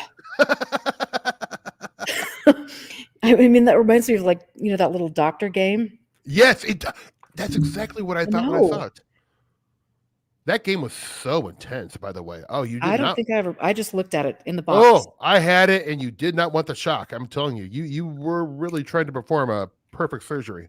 Yeah, well, I mean, I'm just telling you, spaceman of the future. Yeah. Look at that little rascal. No, I'm just kidding. I love you, spaceman. I love you, spaceman. Me later tonight. Do you Yeah, know that? exactly. Nope. Cut that. Oh, we're Nope. live? Oh, Shoot, no. shoot. Edit. Mario, help me out here. Mario, baby, come on. I know, seriously, I'm just kidding. Oh, well. Okay, so I've got to like show you this because I found this in one of my strange books that I have, and I have no freaking idea. Maybe some of you in chat can tell me what this is about. But here, I don't know if you can read that. Can you see that? I can't see I have bad eyes though. I can see the cartoon. I can see it's a So beautiful here's like, art. so I don't even understand this. And then it's got like, let's get this baby back up in the air, B1. Like, and then there's like a little thing here. And this is, send your money, whatever we're doing. And this is what it says. I think this is so crazy. Just tear out this little old card and slip it in a 10 spot into the envelope. And I'll not only add you to my mailing list for life, my life, not yours. I'll also send you a copy of my 128-page supplemental economic and survival issue. Please print or type, as Florida girls can't read hen scratching or Chinese. What? Oh, it's Robert White. Okay. He's in Florida. St. Petersburg Yacht Club. Okay. All right. I mean, yeah. The art is interesting. Just casually in the pages of my UFO magazines. You got some good stuff. You're like living in a museum. I'm jealous. I am, and it's never a dull moment. But, but you have to freaking love it. Like, how can you not look at some of this stuff and just like think, "Hey, I've got to just go down this rabbit hole." I'm sorry. No. I love this, and this makes me so happy. But I love, all of these things. Like, I have to say, most of the ads, which I think is so trippy, almost all the UFO magazines have like Rosicrucian.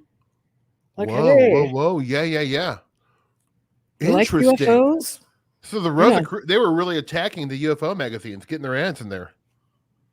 They were. I wonder if it helped membership. Party of one. Yeah. I don't know. It's crazy. Yeah, I mean they must be hurting for members now. I feel like that's kind of like probably like the Freemasons, not really much of a thing anymore. You know what? I don't know. I know that there were a couple people involved in the UFO world that I talked to that were heavily promoting Rosicrucian. Mm-hmm. Rosicrucians. Well, J.L. and Hynek was a Rosicrucian. Okay. You know, it all comes together for me. Thank you for putting the pieces of this puzzle together. Like a lifelong one too, from a kid who's like a teenager. Oh, okay. That crazy J. Allen Hynek, he's always about not UFOs. I'm not sure what that man was doing. An interesting figure. Yeah, he was. Oh, and Valet was a Rosicrucian, Drew? I don't know if he is. I think he's interested in Rosicrucian. I don't know if he maybe he does. But I know he is interested, and I think has read a lot about it. Probably because of Hynek, but well, probably part-time Scientologist, part-time Rosicrucian. Can't I mean? Yeah, they're. What's the difference? The lines are blurred. Again, we can edit that part out. I've heard about those Scientologists, and I don't want to be involved in that. Oh man, stuff. Yeah. I won't say anything about them. I love you. I want to be part of your group. Yeah. Yes. We do, but just don't. I don't want any of your literature. So thank you. No. Okay. So I'm thinking of in my spare time when I'm doing the my Spaceman album, I can't wait. you know, Yeah. which is going to be, I'll just think of William Shatner and Leonard Nimoy doing Golden Throats. Oh, Did you oh, did you hear yes. that? Oh, yes. And if you need someone to direct this video, I'd be happy to Shizzle. get Okay. myself down to Salt Lake and shoot this thing, because we got to Okay. do it right. Fog machines, Oh, practical effects, oh yeah. like chorus girls behind you, like dressed up in like silver suits. I see it all. I know. That I it's, You're emerging from a saucer, oh my gosh, or like the little like the pod from oh my gosh. What is Mork it? and Mindy.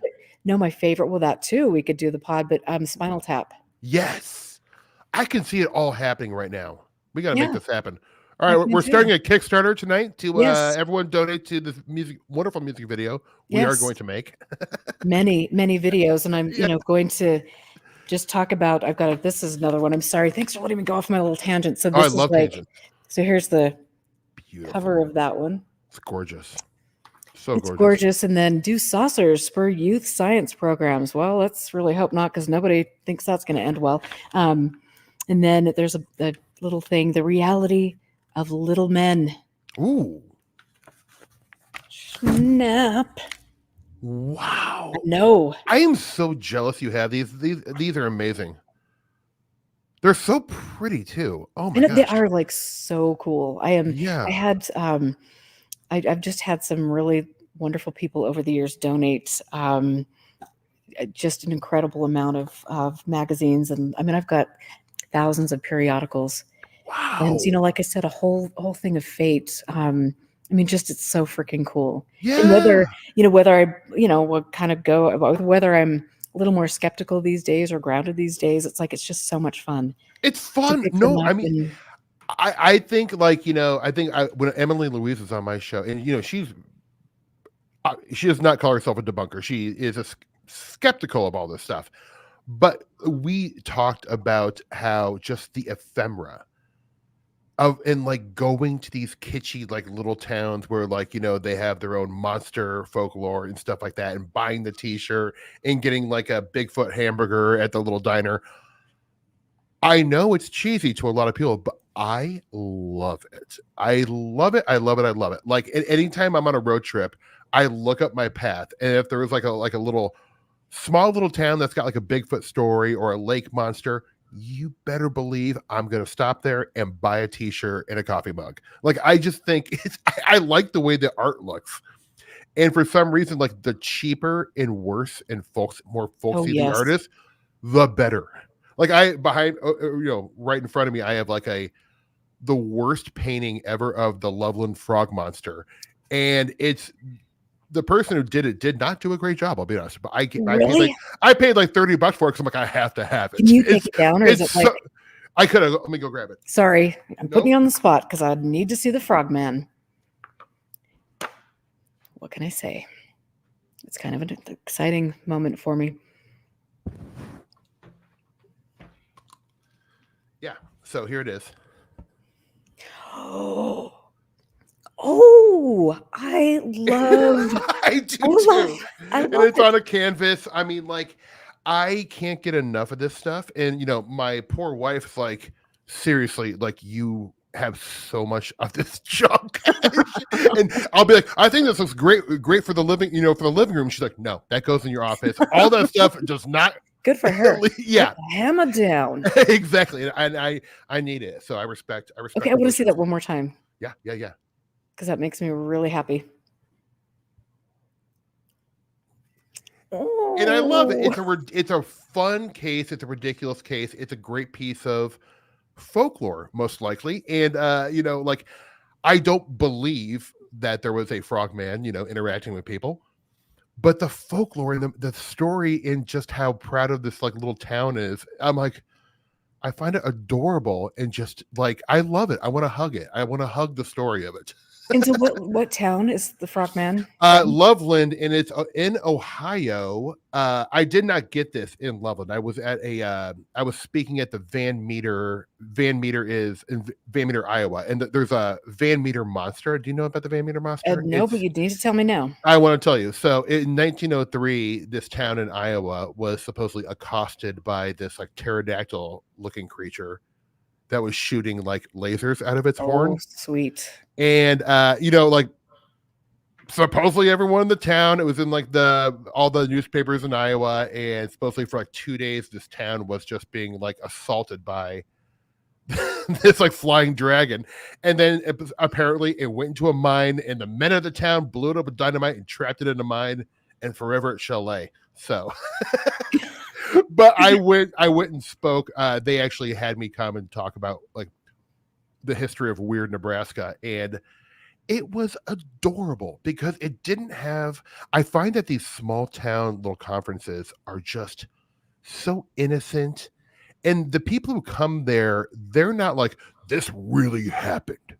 They're just there for the fun of it. Like there's like food stands, there's fun t-shirts, everyone's there in kind of a joyous mood, celebrating the folklore of this town. And to me, I find that lovely. I like my interest in going to like big UFO conferences, which I used to go to a lot. I'm not that interested in going to those anymore because they've kind of become so serious, and it's you see the same speakers over and over again and say like the truth is right around the corner. But when you go to these like little Bigfoot festivals or lake monster festivals or whatever, and they're in a tiny little town, and it's just the town, it's a way for this town to get some money and a little bit of tourism on a Saturday. You know what? I will buy that ticket, and I will buy the t-shirts, and I'll buy the little churro, and I'll have a hot dog. It's a great way to spend a day for me. And it's And I think that's great. Like if the money is actually being put back into the community, right, not being, because as we know, Jack and I have done some work on that Phenomenon conference up in Vernal, and unfortunately, that's being footed by the taxpayers, and we have no evidence that the money is actually going back to anybody other than the people that are holding the conference. So, but I do love, like I went down to Edinburgh in Texas and spoke at a conference there. Mm-hmm. And it was, just like you're saying, it was just this, people were dressed up, they were having fun, there were all these vendors. And I mean, it was really a lovely, like not, we're kind of tongue in cheek, but we're just having a good time, and we're enjoying a beautiful summer night.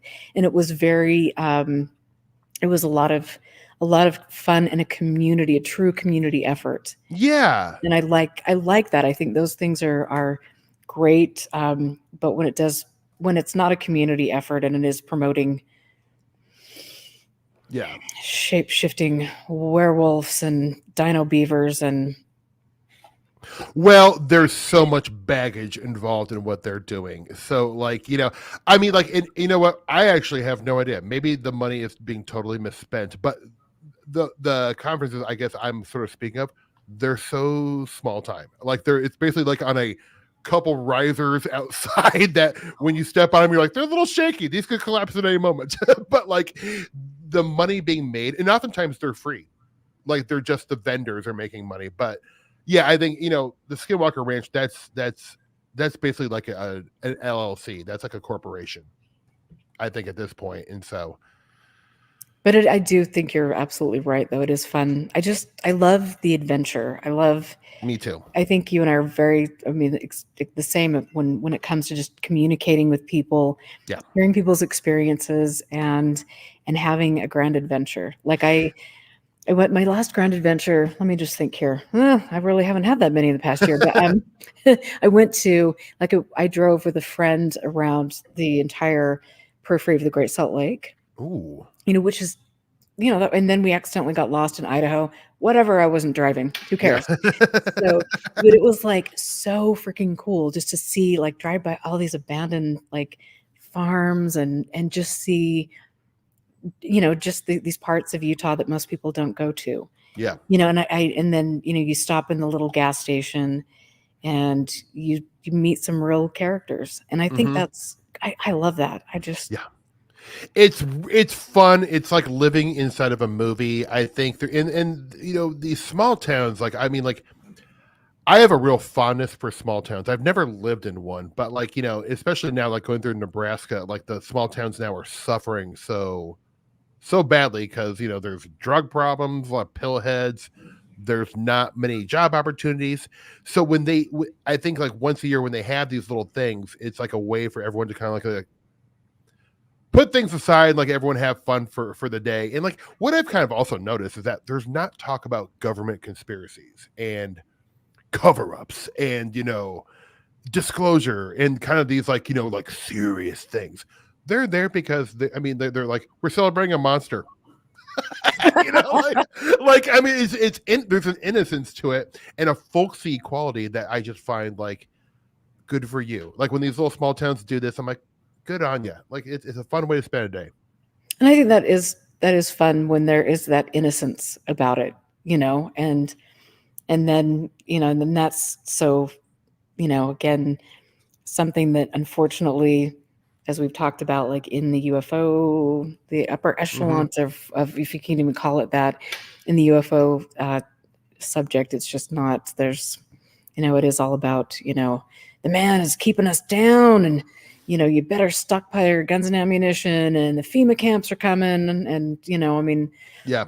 all of this end of the world, You know, nonsense, and yeah, it's one of these things where when people kind of live their life in a fear-based way, I do have deep sympathy for them because I just cannot imagine having that be like the predominant emotion that you're feeling when looking at UFOs is this fear thing and like looking at the government. I'm like, look, sure, I have my problems with how our tax money is spent. I have plenty of problems with with the government, but I'm not also like wanting to tear them apart. We need the government. We need a functioning society. We need our roads paved. We need these basic things.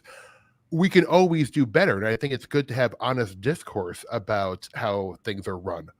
But when you make them the blanket enemy for every problem in your life, you're not looking inward because I mean, not to quote Michael Jackson, but like it often starts with the man in the mirror. I feel like a lot of people like they're always looking to blame people. It's like, oh, if only this guy did this, then we'd have UFO truth. I'm like, I don't know, buddy. Like, you got to do some work on yourself first.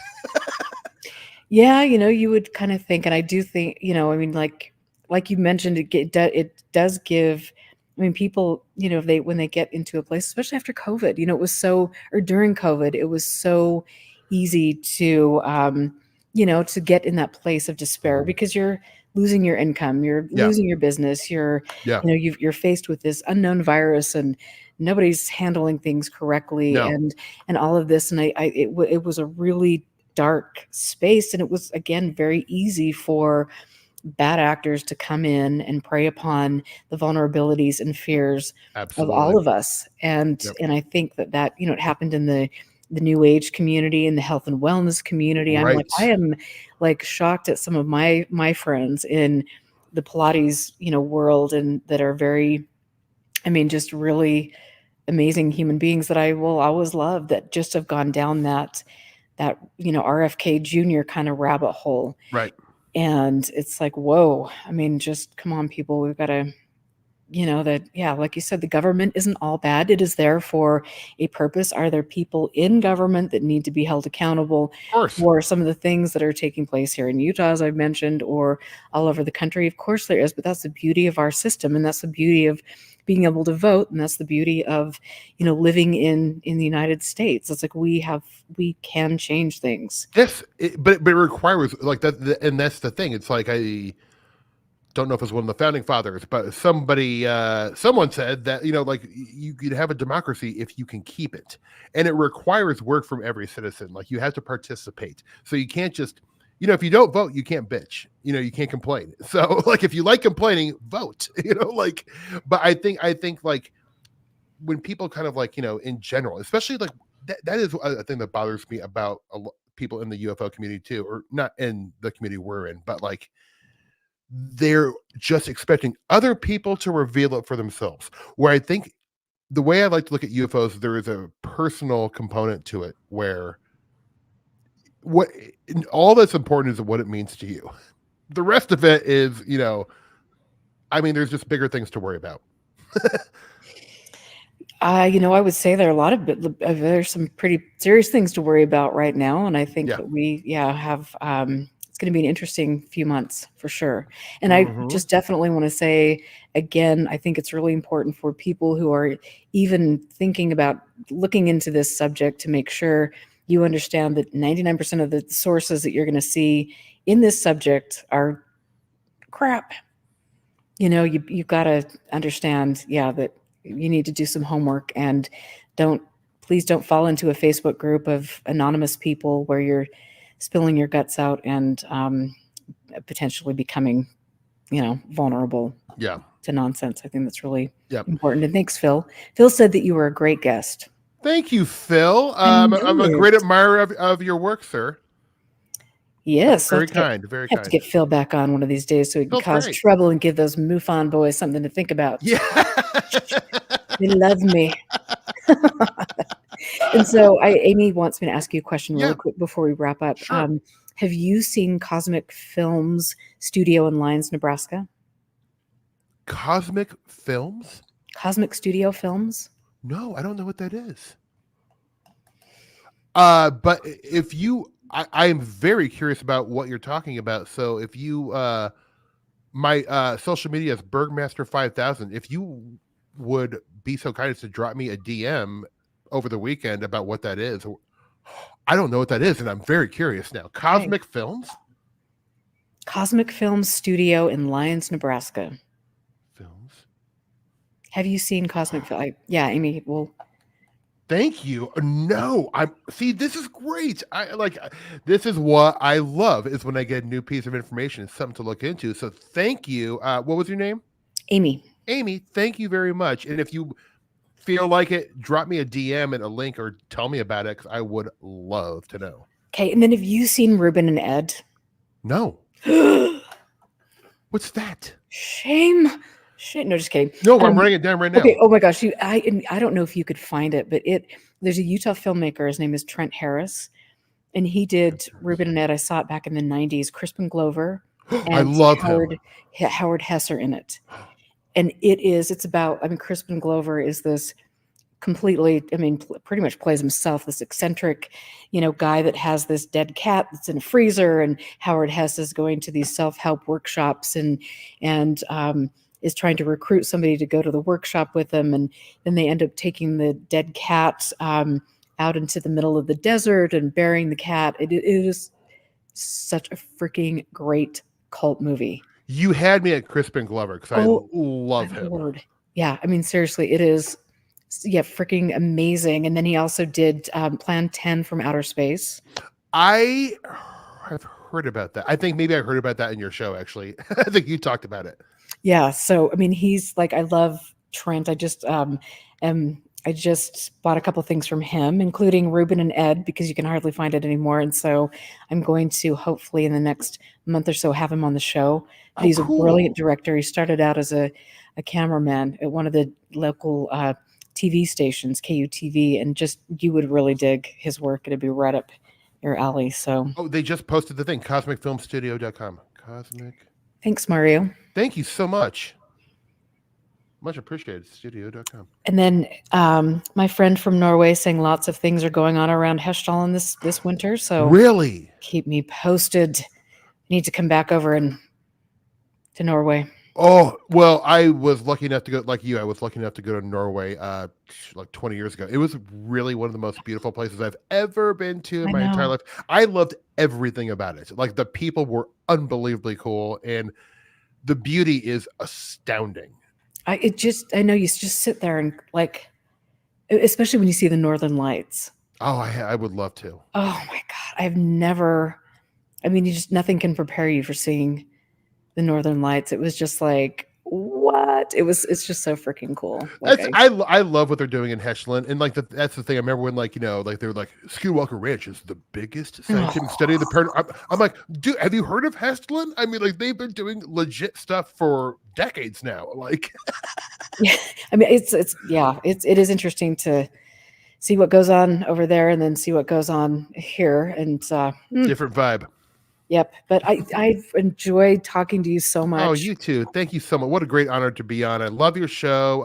Thank you. You have great listeners. And just keep up the good work. I mean, really, because I like you, I care about this topic and this field so much, and I know what you do is not always easy, and what Jack does isn't always easy, but it's important. So, like, keep on going, kid.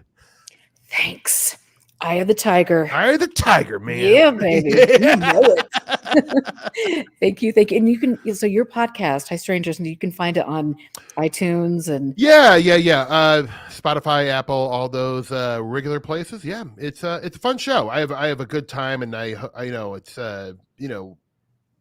it's all just good, weird, fun stories, and I think I enjoy my guests. You were a guest, and so yeah, I'm having a ball doing it. It just gives me an excuse to talk to wonderful people like you. and So isn't that cool? Like that's why it's the best. I love it too. It's like I just sometimes I get so disillusioned and stuff, but then I talk to you, and then I see all my great people in chat and stuff, and it's just like, yeah, okay, there's a reason I'm hooked, and I'm never not going to be doing what I'm doing. So If the point of UFOs was only that you get to meet some great people and form new friendships, then great.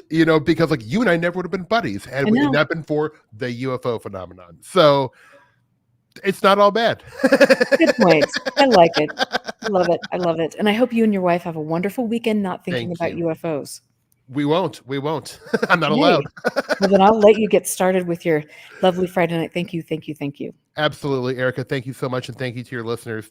It was a Take pleasure. care. Bye bye. Bye. So that was so much fun, you guys. Thank you for being here, and thanks for all of your comments. Tracy, it's good to see you in chat, and Simon, thanks for staying up late, and Ken, hope you guys are doing well, and Jim, and all of you. You are really, honestly, I as you know, you've watched me over the years, kind of go through this learning process, and it can be interesting, and I can go through my ups and downs, but all of you have been there for my journey, and I appreciate that. And I love just how thoughtful and kind and considerate all of you are. I've got the best listeners in the world, and thank you, thank you, thank you. So make sure that you go to expandingfrontiersresearch.org to check out what we're doing with my nonprofit. Jack Brewer, of course, as you know, because I mention him quite frequently, is my partner in working on some of the great stories that we're working on doing, FOIA requests, digging into things that are going on here in Utah, and also in the world of cults and UFOs and other subjects. So you can go there, and we're getting ready to make an announcement about setting something else up, which I'm excited about. And we'll talk about that perhaps next week. I wanted to say that next week I'm interviewing Robert Guffey, and we're not doing it on video, and I might be doing it in just like doing a podcast. So I'll be putting out information about that, so you can find me next week to hear my interview with Robert Guffey. He has recently done an article, and then he did a show with Recluse about the QAnon, some of the nasty things that unfortunately have involved me. I appreciate him shining a spotlight on that, and I'll post some links in my social media with regard to that. But make sure that you tune into the show next week. Go to expandingfrontiersresearch.org. Thank you, Mario, for always being there behind the scenes. I love you guys. Thank you so much, and I will catch you next week.